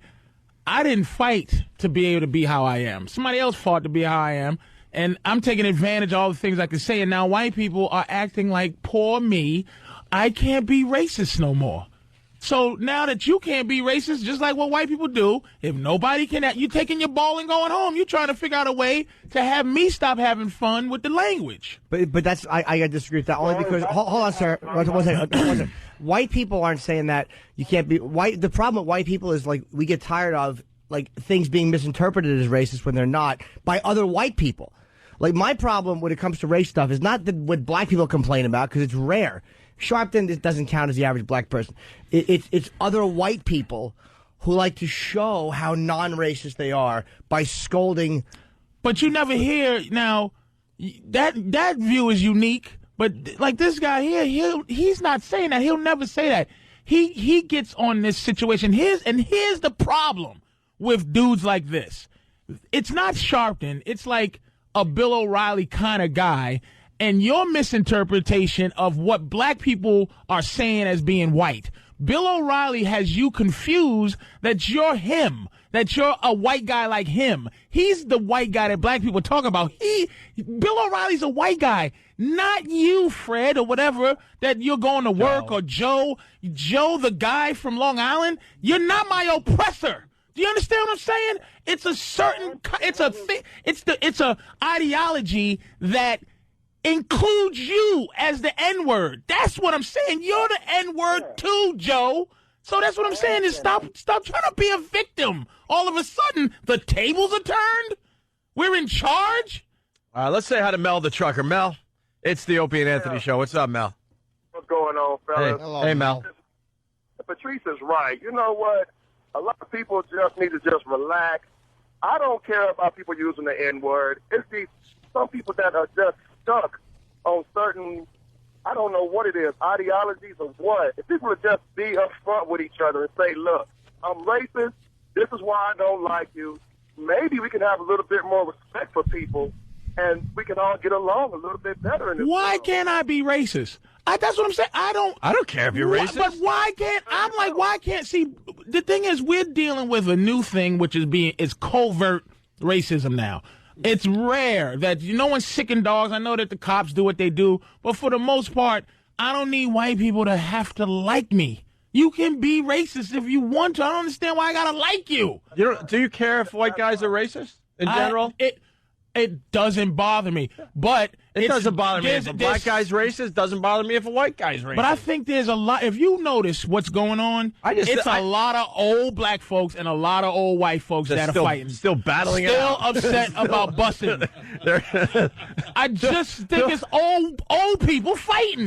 They'll be in the old age home together with their walkers with the tennis balls on the bottom, and they'll still be going at it, man. Going after Imus, and then like that Imus thing. You know what that was? At the end of the day, it was like, okay, it's like white people, old white man goes, all right, listen now, we're going to trade you, boy, we're going to give you Seinfeld's buddy that slide through the door, and we're going to give you the old man Imus, okay, we're going to give you him, and what you do is you give us that damn hip-hop. We want hip-hop. We want to just mess it up. We don't like these young Negroes.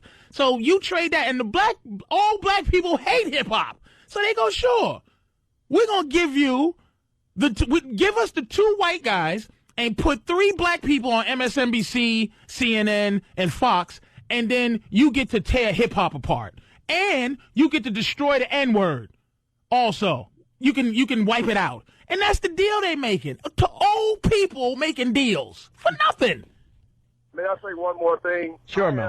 I am 39 years old. I'm black. I'm a truck driver. I was born in Mississippi, raised in California. I hear this mess all day on the CB.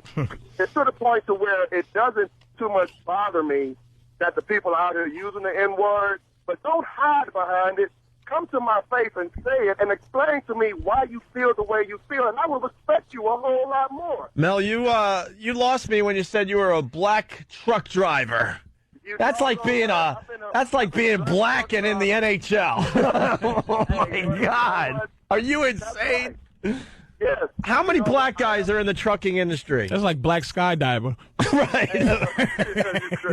I know. You gotta be insane to be a black truck driver. And you drive down south and all that? You know what? I like the insane money that I make. I understand. I work hard, and I'm doing an honest job. I used to be an old drug dealer.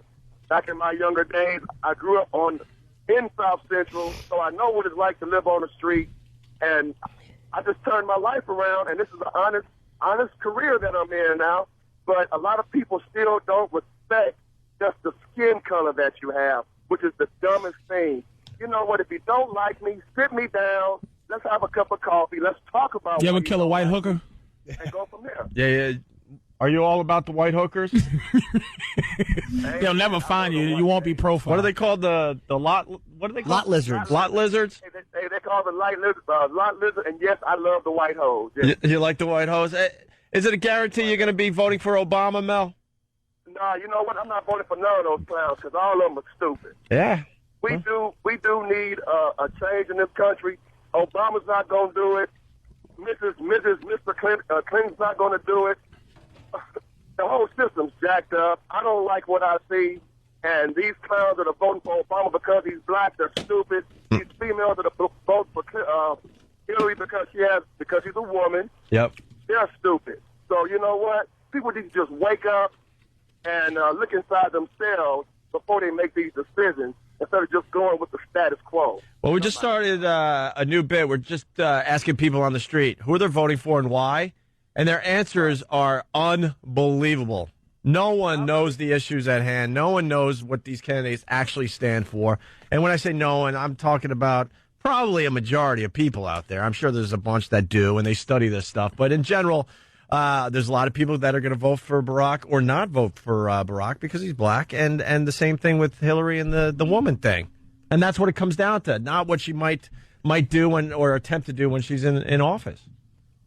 Yes, that is true. But like I said, hey, there's a bunch of clowns and idiots out here in this world, and they're just let alone by their nose and what they see and hear on television. Excuse me, radio also. Right. Jimmy, I love you.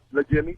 Thank you very much. I love all you guys. I'm a full-time listener, and I got to get off this radio. All right. Because I'm coming up on these scales, and the police are right behind me. All right, man. Thanks a lot. God, you must get really scared when you see the police. It all balls down. After we get all civil rightsy till we see a cop. Right. Oh, damn. We shall over. Oh, man. Oh, they got to weigh my truck I have again. a dream. Oh, damn, cop. Shut up. And let me tell you something about these crackers. Charlie's behind me. Damn. Stick your black fist out the window and say, wait in, sucker. Yeah, just take off and Sucker. just take off and do a little Tyrone and the Bandit. Just get on top of your semi and do the George Jefferson dance on top. Right. Hey, this is the perfect time to play this story that we were going to get to, but then Bob Grant called. Someone got fined for using the N-word. Of course. Go ahead. Well, fine from what? And I guarantee Here's it the was a black story. guy. I don't know. Let's go to it. This Passaic, New Jersey public works employee decided to go to court when a man used racial slurs against him. The N-word is... Hold on. By the way, Nate in Georgia, Opie, you got to be S and me. I work in a warehouse in Georgia, and 75% of truck drivers are black. In that area, I guess. Yeah. You're out of touch, you silly goose. Watch the language, sir. This is radio. Look, when you think truck driver, are you thinking black? No, and No. I just right, reject that. 75%. 20, there's only 25% white guys with these jobs that you make a lot of money being a trucker, and you got to drive cross country. You think they're letting 75% of Negroes just drive around this country in in your hooker killing machine? I'm sure they would let them, but Come stop it. I don't think anybody would stop black guys from being a trucker. 75%. Stop. I just don't think that that's realistic. Trucking is responsible for 3/4 of the businesses in this country would shut down if trucks didn't operate. Like if they just stop. So I just think that there's not enough black people to do that job. So they do a few. Really? What, the 20 million? And probably 10 who have licenses? What are you talking about? I'm saying, like, listen. I'm listening. There's over 100 million white people. There's more than that. That's why I said over. Yeah, that was very good, Noy. That was very, very good. Go ahead, man. That was quick as hell. I got to give him that one. I wanted to ignore that one. That was good. Go ahead. I just think that the odds are there's going to be more white truckers. I'm only saying just because there's more white people. I don't think that with less of a population you'd have a 75%. It just doesn't make sense statistically, numerically. That's all. Okay, let's get to this story because it's pretty interesting. This Passaic, New Jersey public works employee decided to go to court when a man used racial slurs against him. The N-word it's not a word, it's the word that comes, the negative effect of it. He had his work truck parked on a city street when the verbal barrage struck. He got angry and you calling me a million names, and finally he called me the N-word. The man who made the comments ended up paying a $150 fine. At least fine, so they learn that this is everybody's city. It's everybody's country. This man agreed with the punishment. I even went to jail behind that, honestly, for a Caucasian calling me that. Me acting out on it got me 4 years in prison. The city worker is just glad he got his day in court. The gentleman, he apologized, and apology accepted, move on. It should have just been an apology. Going to court. And what I would like to know, what they're doing is they're dolling this story up, for lack of another old lady way of speaking, but they're adding to this. He was probably caught on some kind of a public nuisance thing, or there's probably something where if you're screaming at a person or whatever, it was probably in the context of that, and that was probably the example they cited. Like, that doesn't make sense. He just dropped an N-bomb and got fined. Right. In court. It just doesn't make sense. But that would be on the road where I think it's trying to lead to. Absolutely. Which is to ban the word from anybody, like, because if you ban that word, if you could go to jail or get fined saying that word, white people don't say that word. Unless they're home. Oh, we say it. Not to get fined. No. Like, I say it to get fined. What's up? Right. You know what I'm saying? Right. Yeah, I get fined by that. So it's like, well, who's that hurting? It's not white people don't even say it. By the way, Kevin from Connecticut backing up a little bit. Smokey and the defendant. That's funny. That's funny. I was trying to start a bit, and Kevin, went with it. So thank you to Kevin.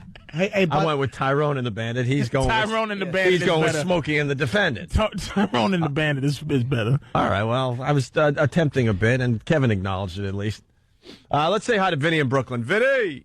Hey, what's up, guys? Hey, Hi, Vinny. Love you guys. You guys are awesome. Welcome aboard. What's up? Straight ahead. Listen. I don't understand something. How come it's okay for people on the street to say, "I'm voting for Obama because he's black," but if a white guy says, "Hey guys, I'm not voting for Obama because he's black," he gets in trouble? I mean, I don't know. People on the street are running around yelling, "I'm voting for him because he's black." That's like, wait a minute, no. That's like saying I'm running from the police because I'm black, and the police saying I'm not chasing you because you're. Patrice, I love you, man. Patrice, you're awesome. Yeah, Patrice, explain that though. Like a black guy can say, "I want to vote for Obama because he's black," but if a white guy does say it, quickly you go, "He's a racist." Exactly. But that, I just want to understand that because the guy kind of one makes is a good point. racial and one is racist. No, that's Not necessarily. No. That's no, because if you're voting for someone just because they're black, that's how you're dolling it up. But it could just be because you don't like the other guys because they're white. I mean, it depends. You know what I'm saying?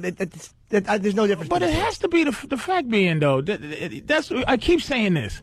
If white people can be honest for 5 seconds about racism or race, these arguments or these conversations wouldn't happen because black people are free enough to go mentally, hey, I'm going to vote for him because he's black. Yep. But you got to understand, historically, white person will vote for, it's been nothing but white males as the leader of this country forever, since this country has had presidents. You don't think that's racial? So you're saying there wasn't another better candidate somewhere? There was some black people that ran. There's some white women that ran at one point, or black women that ran. You're making this racial. The whole world, all of a sudden, we have to sit here and have examples of black people being racist? Like, how come you can say that? You've been able to say nigga freely till yesterday. Well, that's white people are being frustrated, and they're asking black people the question. But the real problem, again, is the scolding from other white people. That's the real problem. And again, guys like Sharpton, they're just opportunists who they hear. Well, white guilt is your problem. That's why. Absolutely. But that's why I think black people. Yeah, you guys taught me about this white guilt thing. I had no clue about this until I started hanging out with Black people, Opie, should stay out of this language game because for the most part, one of our biggest allies is white guilt. White people going, that's why Michael Jackson's not in jail. White guilt. That's why, it's a lot of things that happen because of white guilt. And let's not be, and not to be an apologist or something, but all the struggle that we had in this country, there's always been white people. There's always been a section of white people who are like, this is just wrong on a human level, and helped abolitionists and Jews in the 20s. And a lot of white people died during civil rights, man. A lot of white people help. It's not like we're like, oh, white people. It's just it's to have a discussion about it, man. Is you need two people admitting something. You can't have a racial discussion when white people say nonsense like, how come you can say that and we can't? Because it's a double standard. You hung us, you beat us, you beat us with dogs, you hose us down, and beat us with dogs, but whatever, you know what I'm saying? And people are really angry. You've done all of this stuff, and we can't say what we want for 5 minutes? You're not giving us no money like you gave the Japanese? But let us have language for something. You're right. The only problem I have with that is when I'm being scolded by those same guilt-ridden white people who are scolding me because what I'm saying to be funny or for whatever reason is a reflection on the way they really feel. That's my only problem. Black people should say whatever they want. But now we're losing that because we're being unreasonable, where now we're chasing a white guy every time he makes a racial slip or we're attacked, lose his job. Now white guilt is becoming something that's not our ally, where white people they're coming together to now fight against black people with this language thing and this new white people are a victim thing. It's not like it was before when we were actually victims and people felt like we were victims. Now people are starting to feel like we're not, and they're trying to make me think that this is equal in this country. I'm equal now? Okay, I'm equal. I'll go with the okie doke. The banana in the tailpipe. I ain't falling for it. That's why I say black people just stop Let white people say goofy stuff so we can fight what's going on. You know what I'm saying? That's all I'm saying. Because now it's covert. It's underneath. If there's no way to prove you're a racist now. Before there was a way. You go, wait a minute. The dude just beat me in the head because I'm black. But now it's hard to prove that you're racist. No, it's because anything racial is perceived as being racist. Like when you look at, again, the media is a bunch of guilt-ridden white people. When you look at the way like Fat Nick, the guy from Brooklyn who hit the black guy with a bat, everybody knows they were thugs to steal a thing, and him and his dumb friends were thugs. That's all that was. And he was on the front page of the paper for months because he was a white person. The other white people could point out, go, see, he's the problem. It's not us, it's him. Right. That's all that is. I mean, it's, I lost my point. All right, right on. Let's go to Anthony in Syracuse. Anthony. Yes. What's up, Anthony? How you doing, guys? Hey. I just wanted to say, you guys rock. Jimmy, you're the funniest cat around. Oh, thanks, sir. Patrice, you rock also. I just disagree with a couple of your, your beliefs and whatnot. Okay. And I don't believe that white people are not afraid to be racist and stuff like that. That's true. The white people the biggest thing. White people in a lot of places aren't afraid to be racist. The white people that we deal with in New York or Los Angeles in our business are horrendous. Yeah, we live in kind of a different area. You'd be surprised when you compared to travel. the rest of the country. Fair enough. Yeah. They embrace it. Yeah. Yeah, I mean, Manhattan was built on getting everyone together and trying to figure out how to get everyone to get along. So, right. Hey, by the way, for Obama to win the presidency, he's gonna need the white vote. Oh, of course. That's the whole point. Right. And people don't understand that point. If we end up having the first black president, there's going to be a lot of white people that voted for Barack Obama, and no one understands that. Every white person. And the more I read about Barack Obama, there's a movement going on with young white voters that want to vote for Barack Obama.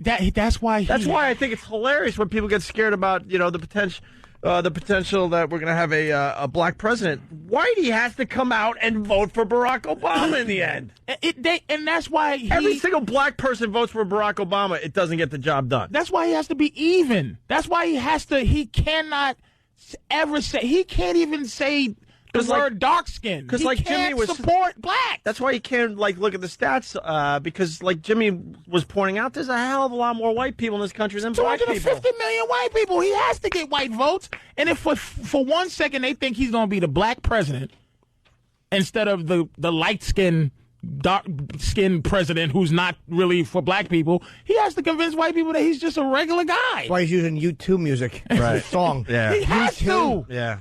He has to. Black people going to vote for him anyway. Yes. That's why I always thought a black Republican had a better shot, by the way, because he would get a lot of a black Republican. I think would have a big crossover from white people that want to see it, and from black people that are typically Democrat. What planet are they going to get that candidate from? I don't know, Alan Keyes. There's just conservative black guys. Well, Colin Powell. We thought. True, but I mean, it's not like there's a lot of them though. He's not going to be the president, dude. I was doing a man on the street thing where I was just asking people to put in order who they thought the most important to the least important between black men, white women, black women.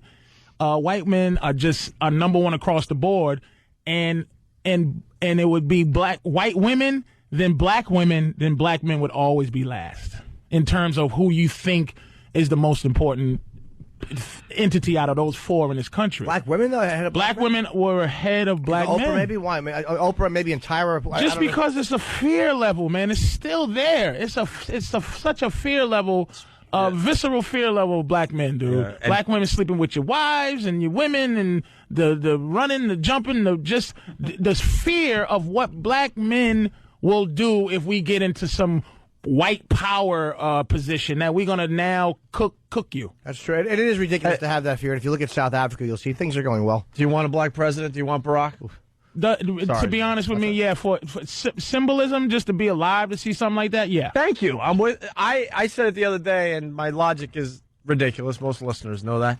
I want a black president because I want interesting stuff to happen during my lifetime. Yeah, I want to be alive to see a black president and to see what that actually means in the end. Yeah, I mean symbolism. Yeah, I want to see another changing things. I don't know, but symbolism. Yeah, I want to see another tsunami during my lifetime. I want to see the craziest earthquake of all time happen during my lifetime. The meteor? Yeah, I want to be alive for the meteor, yes. I like the way you lump a black president in with tsunami and an earthquake. With natural disasters. Oh, my God. Oh, my God. Oh, man, Jimmy, I was getting away with one, man. Oh, man. But there's a watchdog group that was listening to that just now if you didn't do that. You see what he's saying? Obama's a natural disaster waiting to happen. I want to see 2 things happen in my life. I hate you, Black Jimmy. president and Cloverfield really happening. And it's the same to me. Negro running through the city kicking stuff. I want 2 things, a black president and the bubonic plague coming back. You did say a bunch of... Hey, it went right over your head. Not the dodo bird to become unextinct. I want rats to take over Manhattan. Boy, I wish the tuna population would just reestablish itself. Jimmy doesn't miss a beat, man. I had a great point going. It was just very funny. Maybe I should have, come up with some better examples. Oh, but I think, man. Black president and the end of the world. Not even the flying Jetsons car was in there. Yeah. Something positive, exactly. The Jetson car. Cure for AIDS and a black president. Right. Nope. AIDS, whatever. But the flying car, wonderful. Wonderful for everybody. And to figure out that rocket pack thing. So that Negro can fly to outer space and never come back. So white people can get out. We're nervous. A big long line full of rocket packs. Free rocket packs for white people everywhere. Damn, I was on to something, too. Oh, man. Black president and lots of natural disasters. Yes, that's what you got from my little rant. Of course. Subliminal. Let my people go. All right, we'll take a break and hopefully talk to Sylvester Stallone after the break, right? About Rambo and other things? Yes. All right, Opie and Anthony. I said Opie and Anthony. Opie and Anthony. What happened, E-Rock? So what happened? What crashed? CBS crashed? Oh, so what do we do now? What do we do? Oh, Jimmy, your mic's not even on. Oh, no. What do we do? We have to actually, improvise and stuff? The network crashed, so they're trying to figure out how to go to break. Oh, that's wonderful. See what you did, Patrice? I blame you. That's right. I blame you. Wow. I want a black president and all radio to not work. That is a sign. That is a sign. I'm scared now. Oh, yes. Yes, I do want to see Los Angeles detached from the United States. Like Bill Hicks suggested back in the day. Thank you to whoever wrote that. Bill from Waterford. Perfect, yes. Is this an XM problem or a CBS problem? CBS. What happened? What's CBS doing? The computer died that's supposed to go to the affiliates and all the breaks. Well, then what happens? All this black talk. And yes, I did say ebonic plague. I meant to say the bubonic plague, yes, but I was very excited. The ebonic plague. I was very excited about my little but theory. that was actually more accurate. The ebonic plague. See, you need me to mess up to set these idiots up. E-Rock is whispering and panicking. He's just a nervous little man. He's talking into a headset. E-Rock finally has to do something. He doesn't know what to do. No, he's spinning out of control. He's spiraling like a dope. All that sweat coming off his teeny little nose. Oh, it's awful. This is turning into a very, very, very weird day. He does have a strange day. Blondie's husband from the cartoon nose. I'd like to just rearrange it with my fist. He just bugs me. He's just fat and skinny everywhere. Fat and skinny. Just cheeks is fat. Yeah. Eyelids are skinny. What happened? Just a mess. Hey, E-Rock, how about you give us some info? Exactly. Instead of just sitting there talking. They're almost back up. How do they know that? What are they doing? Are they rebooting? They're rebuilding the log right now. How do you rebuild a log? Well, you eat a lot of bread. I was going to say you hold your girl tightly. Rebuild it. I can't believe that. I didn't get it. I was sure I was going to get something. Damn it. I love how honest Patrice is. I don't like blacks in general. It doesn't mean I'm racist.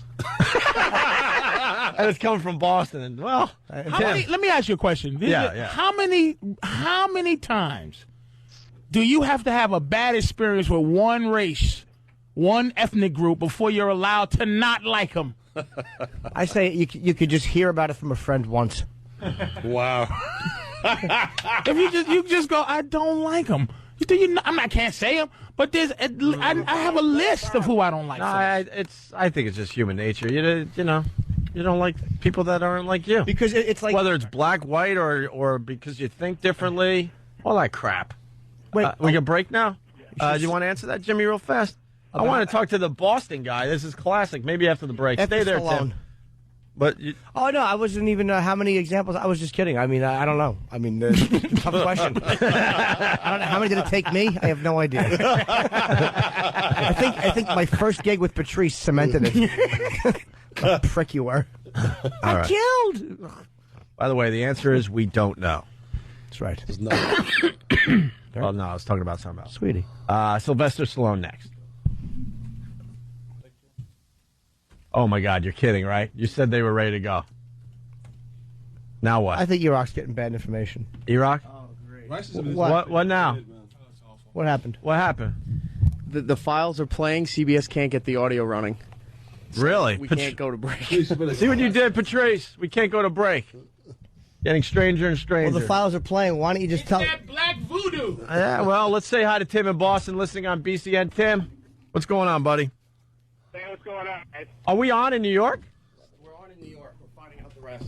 All right. Look at Iraq panicking. I know. This idea of exercising, you're just walking quickly. And now Tim's panicking. What, Tim? That is why? Hey, what's up?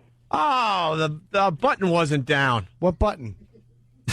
Opie, were you supposed to push a button? I wasn't supposed to push a button. Are we ready to go then? Let's try it. Well, where's Iraq? Now where's Iraq, get Iraq? back here. Get in here. All right, Stop Tim, hold on the line.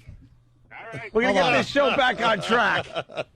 Eric is going to try. All right, now what, Iraq? Can we go to break? Yeah, you can go to break. All right, know what happened? This is gonna pain me. What? This is gonna pain me. Look at his face. What? For the first time in over 20 years of broadcasting,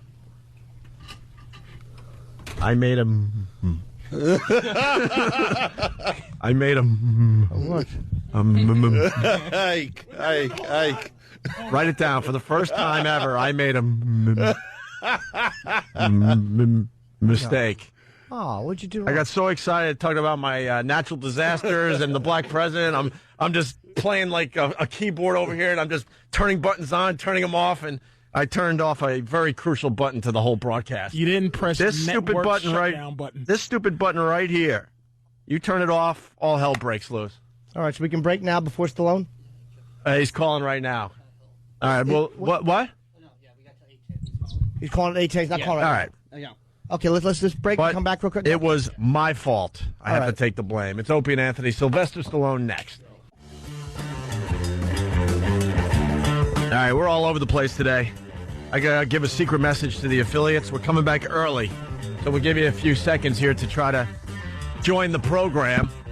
Because we have Sly Stallone on the phone line, and he's a busy man. He can't wait for our crap to be figured out. Is that good enough, Tom? Yes, just give them 10 seconds to come back or whatever. All right. Tom said give them a couple seconds. Hopefully they'll rejoin the program. If not, what can I tell you? Why wouldn't they? If we got Stallone on the phone, what are they going to do? Play another boring commercial? Right. We'll pad the next one. Yeah, we'll figure it out down the road, but we're back live with the Opie and Anthony Show. And on the phone, we got Sylvester Stallone. Mr. Stallone. Hi. How are you, sir? Very good, thanks. I don't feel good calling you Sly or Sylvester. Why not? No. Live on the edge. I call him Double S. Double S. That's what I call like him, baby. Sharon Stone. hero to both blacks and whites. One of the few. Schwarzenegger, one. Sly, the other, and it might Bruce be one Lee. More. Bruce Lee. Hero to all. Lock Up and Rocky III, my two favorite movies. Oh, thank you. Hey, you call from Los Angeles or you in New York? I just got to New York last night. Oh, okay, so at least you're not at 5 o'clock in the morning time. No. Yeah, you know what? There is something to that. You're right. I'm actually looking at your bio, and it's amazing to me that, like, 16 years after the last Rocky, you did Rocky Balboa. Was that your choice, or did the studio want you to do it? Like, why did you decide to redo it after such a long layoff? Well, truthfully, the studio was completely opposed to it. That's why it even took I would have done it 10 years later. But, times change, the paradigm changes, the administration changes, and the whole outlook of the business changes, and it became much more what we call a tentpole industry, where you'd make very, very large commercial films a la Spider-Man, and the smaller kind of films. And Rocky was kind of like an independent film that caught on. And the fact that I wanted to play it at my age didn't exactly send off rockets in their heads. You know what, though? I didn't know if I was going to like it or not, and I watched it, and I thought you did a really great job with it. I love the direction it went into. It was like a really, it was a believable storyline. I mean, it wasn't a guy coming back and just knocking out all these young contenders. It was great. Exactly. I thought if you made it an exhibition fight, it would be plausible. But more importantly was, can you hook on to his dilemma? And if you can, then you have a story. What was his dilemma? Well, you've lost everything in your life, things that really, really matter. How do you go on to the second half of your life knowing that you've lost the things that have been most precious to your love, your wife, your child? Can you find some kind of enthusiasm that sparks an interest to keep moving forward? Wow. Now, 20 years later, you're releasing the Rambo, which is just called John Rambo, or is it just called... Well, it was going to be called John Rambo, and then we wanted to be clever and go like, oh, why not to Hell and Back or Up Blood River, and then it started sounding like a serial film. Then John Feldhammer runs Lionsgate, says, why don't we just do something I just call it Rambo, and even though we've had a movie called Rambo, I think there's been enough time in between to... You can't mistake that.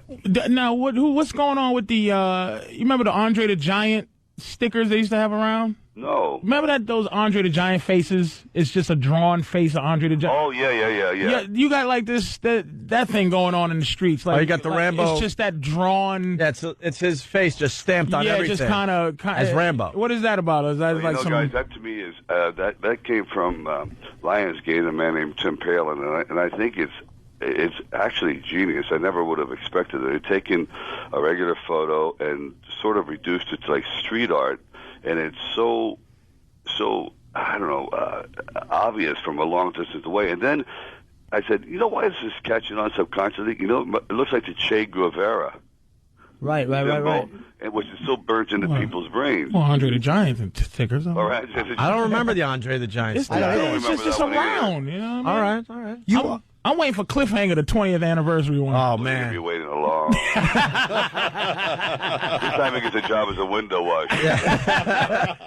Sly, that Cliffhanger was a great movie, man. One of the best opening scenes ever shot was you hanging off that rope, holding her hand and looking down. Wait a minute, was he disgusted with Cliffhanger? No, it's just probably like, who wants to hang it? And no. I mean, Sylvester Stallone. Like, were you? Is that one of your favorites, or is that one of your least favorites? One of my favorites. Yeah. No, I'm saying the idea of going through those heights and the hardship, and I mean, I'm not a height person, right. And after a while, you just can't take it anymore. You're going to work 12,000 feet in the air every day. So you were doing like a lot of rock climbing and stuff yourself, right? Well, to a point, yeah, because you have to, but something happens when you're doing films like that, and a lot of mountain climbers said it to be true. After about a month, you go up there, you're terrified. Then after about a month, you find yourself going closer and closer to the edge, turning your back, eating your lunch, hanging over the side, and it just pushes a man's ego to see how far you can go before you fall to your death. All right, sir, now here it is now. Don't take offense. I just need to know. All right.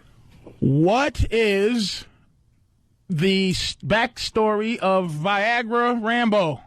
What is that? The old man Rambo, the 20-year later Rambo. Not you, but the dude who's like 20 years from the last dude who fought the Russians. Exactly. Well, he goes back to Thailand. He lives on the border of Burma, and I've seen, I perceive this guy as kind of moving back in the jungle, almost becoming animalistic, because he doesn't communicate with humanity anymore. He's lost his faith in God. He's lost his faith in humanity.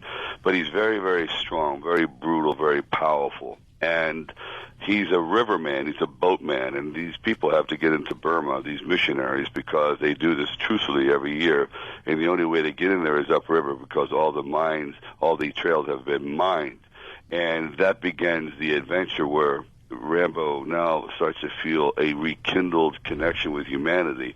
But I think I was in the best shape I've been in a long time for that. But I wanted to be not a bodybuilder look, but more of a working class, hard man, like a lumberjack. You mean more like the original Rocky, where you were big and strong, but not necessarily cut. Exactly right. And we accomplished that, so the audience would say, "Oh, okay, this is believable."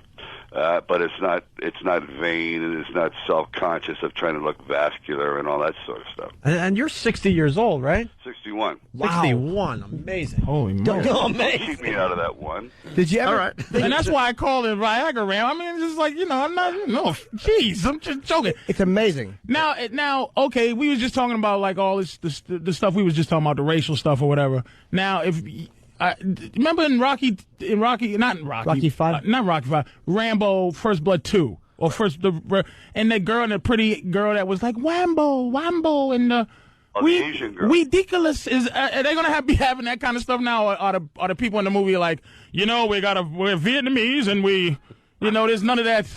No, Wambo. We just had to be as truthful as we can, and Good. So we actually hired. Because the worst situation in the world right now, the longest running civil war and the bloodiest, is in Burma. It's been going on for 60 years. So the hardest thing was to get Burmese refugees to play themselves, because they're still terrified, because the Burmese secret police are always coming over the border trying to pull them back. So we didn't get into casting for just, a shock effect. We stayed pretty much with the real people over there. So it's mostly Burmese and myself and this group of Christian missionaries from, let's say, Colorado. I'm going to guess one of your favorite things, one of my favorite things that you ever did, and I think it took a lot of people off guard, was when you did Copland, the type of a role you played there, which was kind of like the guy who doesn't necessarily win. Exactly. Is that something that you would do more of? Because it was really great to see people like if you forget, like, oh yeah, this guy's like not just doing action movies, but he's a real actor, and he's people kind of, I think, lose sight of that sometimes with the action stuff. It falls under the category, careful what you wish for. I love doing ensemble work. There's nothing to me that's more pleasurable. So when I did that, I thought it would open up different avenues, and because everyone always says, oh, the most important thing for an artist to do is stretch. So we stretched. I stretched my waistline. I stretched everything. But actually, it hurt me. Did it really? Yeah, it did. It really did. And so people said, oh, he's not into action films anymore.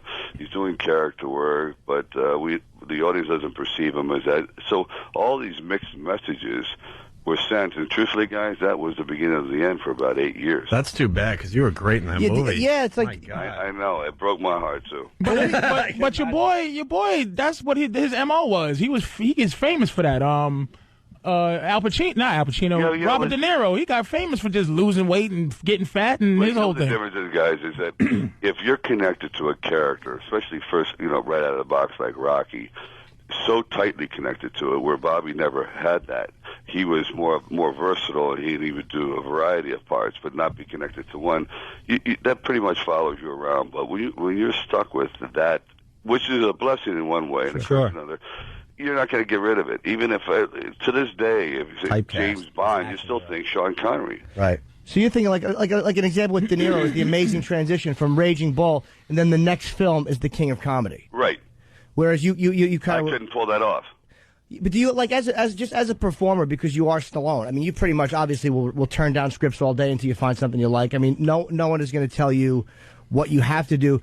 Do you kind of find that, like, I want to have the commercial success more, or is something like that you'd be satisfied with, like a Copland, more important to you? Well, therein lies a big dilemma. You'd like to do the artistic pieces, but then again, you do want to also reach as many, I think, of the public as possible. So I would opt more now for doing populist films, say like a Rambo, things that will go out there and have the widest audience, because I've had my opportunity with Copland, and actually the first Rocky was not an action film at all. Nope. It was an ensemble piece. So at this point, I don't want to experiment anymore. If something really that touches, like, for example, Edgar Allan Poe is one I want to direct.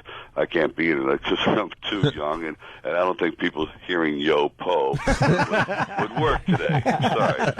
Was there ever a point where you really tried to go to some class or something to not be you? Was there ever an attempt for you to just try your best to not be you, Yo Rocky? Yeah, I in college, you almost see the die is cast. I would go off like many other actors, but I was always cast in a certain role. There's a perception of body type, the sound of your voice. So I was always the villain, the mugger, the fella from the dark side, the friend that your parents don't want you around, and that just blossomed out. And so when I came to New York, the first couple of roles I ever got, I was like, let's go mug Woody Allen, then you mug Jack Lemmon, then you're the thug here. I'm going, with the Lords of Flatbush? Lords of Flatbush. So I thought, why don't I write a part about a guy who's a thug, but underneath the leather, underneath the hat, there beats a different kind of heart, and that's the beginning of Rocky. He wasn't that in Tango and Cash, though. But you know what? I played the wrong role. Man, Tango and Cash, that was it. I should have played the Kurt Russell role. Let him wear the glasses. And I apologize. I'm sorry. I really enjoy what people would call your other movies. Like Rocky, to me, we argue all the time. We argued here before.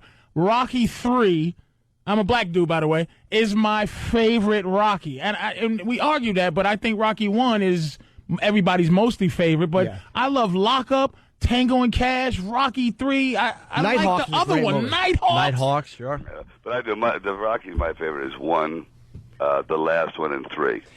Do you know what I love about Rocky? When you watch the original Rocky, because obviously it was a lower budget than the other ones, when you pan into the audience little times, you'll actually see at times empty seats during the championship fight. Just the nature of doing like a film before you're so known, and then you see part 2 and you watch those scenes, and there's not an empty seat in the house. I know, it's so true. We would have people brought in, and we couldn't get any volunteers, and they were going to people, I guess homeless. You would get local people on the street, anyone you could get, and they would only stay as long as the free lunches and the chicken boxes. Once that ran out by noon, they're out of there. Playing to a house full of crickets. Yeah. What's that? I just wanted to know if he still talked to Carl Weathers and. Oh yeah. Do you still? I mean, it's a kind of a corny question, but it's we become kind of invested in these characters after all these years, and you associate Rocky with Apollo Creed. I mean, you assume they hang out every holiday, No, not really. I see Carl now and then, and he's walking down the street in Santa Monica. Hey, how you doing? But it's strange. A lot of actors don't maintain any kind of relationship. We all sit there and exchange phone numbers and say, you know what, we're going to be buddies forever. Let's call it. Have the kids grow up together, and then by the time you get home, amnesia. Yeah, I guess so. You move on to the next project, and they move on to the next project. Yeah. And is there anything you regret doing? Like, I mean, you've had a tremendous career. Is there anything that you look back and you're like, maybe I don't wish I didn't do that, but I kind of wish I did that. And a turned down role. Ask about that. Oh yeah. Anything you turned down? Yeah, sure. I was going to do Coming Home, Witness, Romancing the Stone. I mean, there's many of those, and I'd end up, and truthfully, you sometimes are very, very open to suggestion, and I think people have to listen to their inner instincts in their heart. Half the films I've done today, I would look at today if they were presented and say, obviously this is a cruel joke, guys. You can't be serious. All right, they're telling us he's got to go. He's got a very busy schedule today. Well, the movie is obviously. Where's my stupid one sheet? Rambo. It is Rambo. It's in theaters next Friday, which is January the 25th. Yeah, I hope you guys enjoy it. I think it's the best action film I've ever done. Will you be alive by the end of the film? Actually, that's the next movie as we try to bring Rambo back from the Bring back from the dead. SylvesterStallone.com. And, it was really a thrill talking to you. We're really happy that you were able to call in. Appreciate it. And your continued success. Good luck with the film. Yeah, same to you. Take care. Thank you. Bye. Same to us, our film.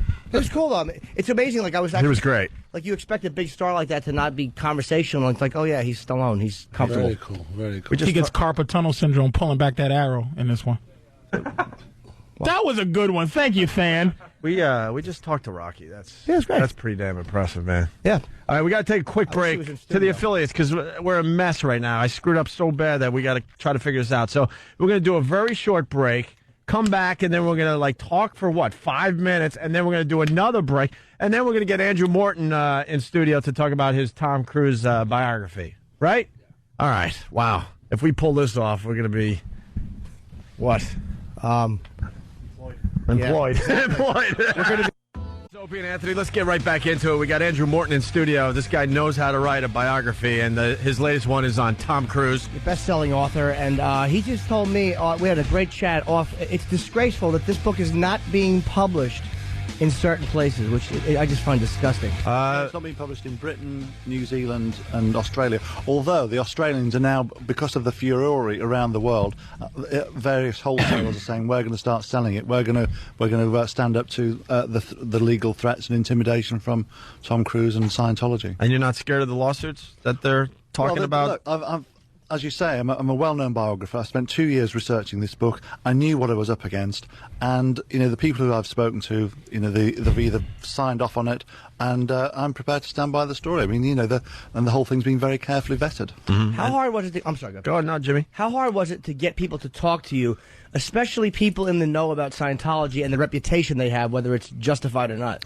Well, I mean, it's very interesting. A lot of them were quite nervous, but it's useful being known. I mean, I'm known for books I've done on Princess Diana, on Madonna, on Monica Lewinsky, and so on. So when I ring up, I'm not some kind of stooge for Scientology. I'm not some private eye. I'm not somebody trying to do them over. They know they can look me up on the Google and so on. So it's been very useful to have that. Yeah, you got a reputation behind you. Sure. What is something you found out that you were very surprised at that you think people will become a little bit more? Because I think people are becoming very disillusioned with Tom Cruise. The more you see him, I mean, personally, I see him and I just think the guy comes off like an ass. I mean, he really doesn't. We talked off air. I don't think he's a good spokesperson.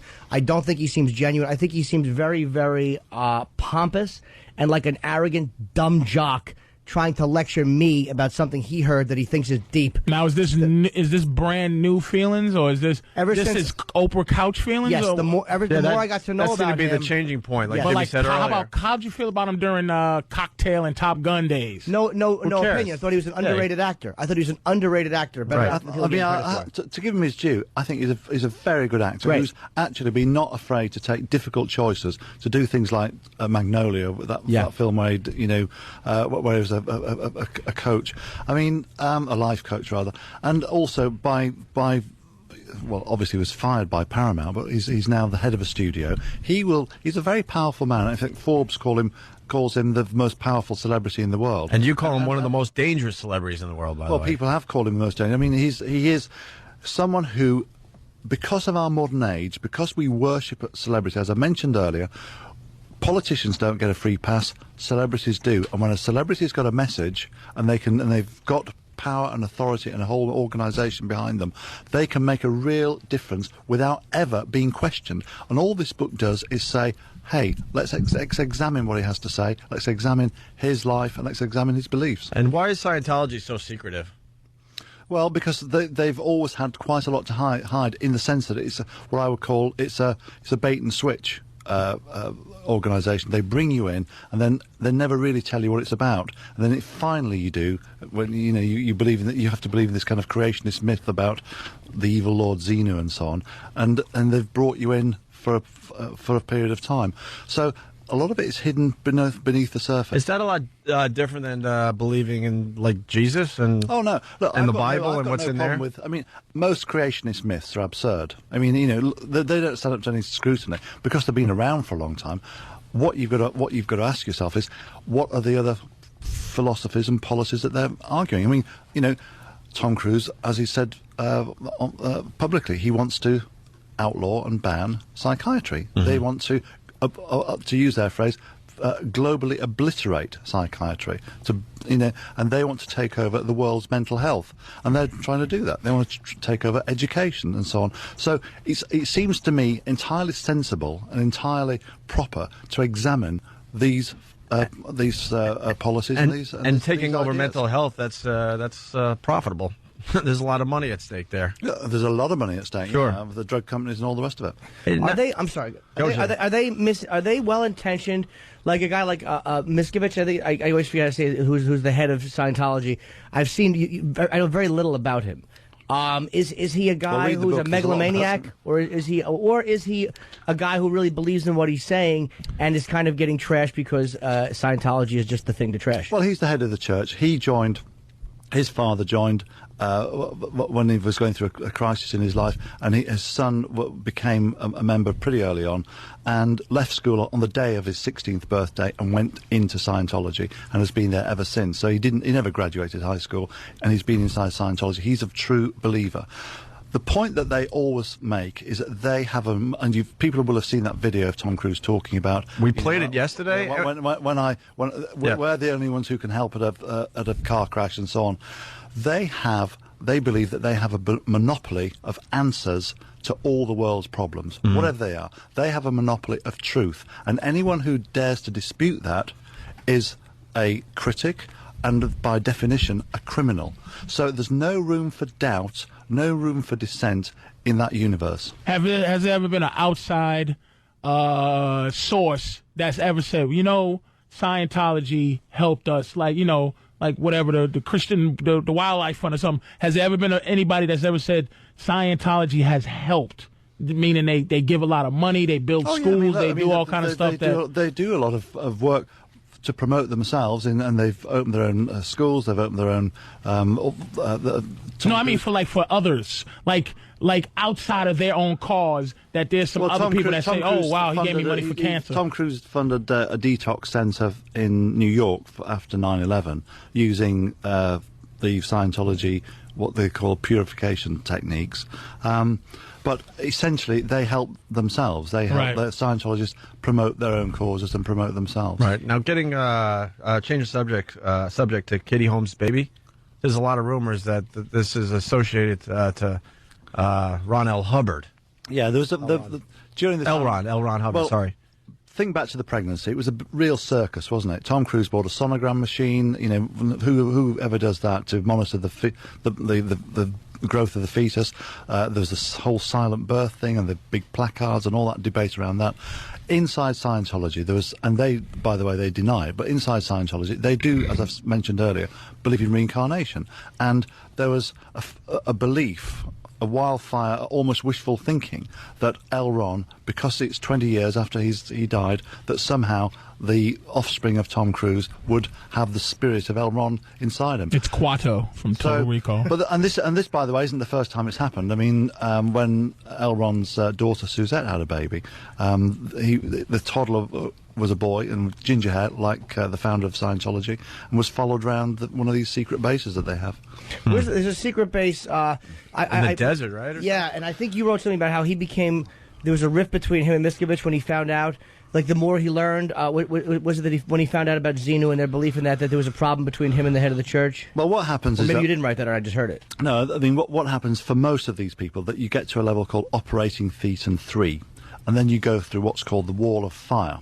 And the Wall of Fire is where you're given a folder in a clear plastic envelope and a key, and you send it into a room, and you read this facsimile handwritten story written by the science fiction writer L. Ron Hubbard, which basically tells you this creationist myth, which you've seen parodied on South Park. We all know it. Evil Lord Xenu sends all these people to Earth, or TGAC as they call it.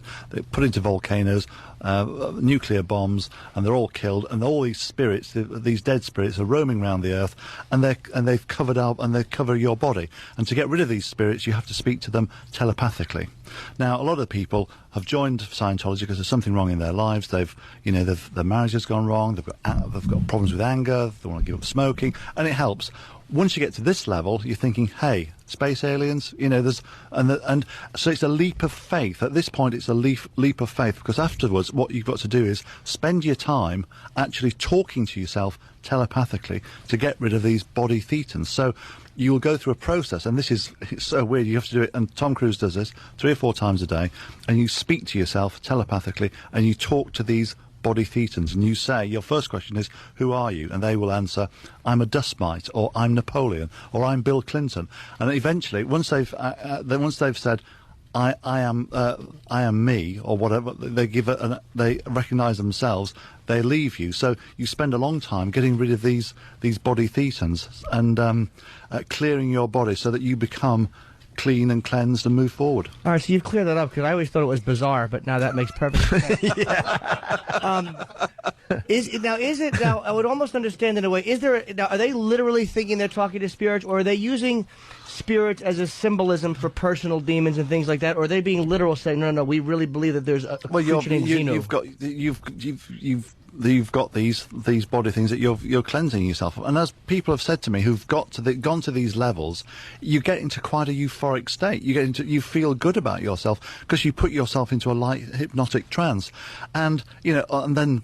One pretty outspoken former Scientologist said to me, you can talk to your thumb, you can talk to your finger, you can talk to your elbow, you can talk to the crack of your ass all day long, but it's not going to make you a Superman. And once you remember that, once you realise that, you're gone. Wow. And that's the thing. You're in a psychological bubble. Hey, we're running out of time with Andrew Morton. You didn't really go into the rumors that Tom Cruise might be a homosexual in the book. What I read anyway, I tried to cram. I felt like I was back in college. I pulled an all-nighter and tried to read as much as possible. But what I read, it seems like you believe that he's heterosexual. Yeah, I deal with that pretty extensively because the first question I'm always asked is he gay? And I come up with an emphatic, he's always been a ladies' man. And in fact, he got married aged 11 in a schoolyard in Ottawa when he was to his local sweetheart, who signed her name Maypother, which was his given name. But he's sued regularly people who have said that he's gay. Now, I've spoken to the legal people who've actually had him in chambers, who've spoken to him, and he's been prepared to go on oath and say, I'm not gay, I've never had a gay experience, ironically though, the fact that he's sued so often, it's added fuel to the flames, and these days, who cares? That's probably just a very egotistical guy who doesn't like things being, as opposed to, he's probably not covering up gay rumors, he's just such an arrogant dude, he doesn't like things being said about him, and he wants to make sure that nobody says, but then again, I wouldn't want that either, so I can't even fault What's the church's view on that? The Scientology church, do they have a view on that? Yeah, they do. Well, L. Ron Hubbard says that all homosexuals, if they don't convert to Scientology, should be, to quote him, disposed of quietly and without sorrow. With the Star Trek phaser. So yeah, but he never said, he doesn't tell you the method to do it. But in actual fact, he was in the early days, he was marketed as being able to, quotes, cure you of homosexuality. And I've spoken to one guy who spent $500,000 trying to cure himself of being gay, got to the highest level, realised he was still gay, so he sued the church for his money back. Wow, nice. And they had to send 30 men to have sex with him. Yeah. All right. Well, I'm going to buy Dianetics for you, Norton. Why? I'm not gay.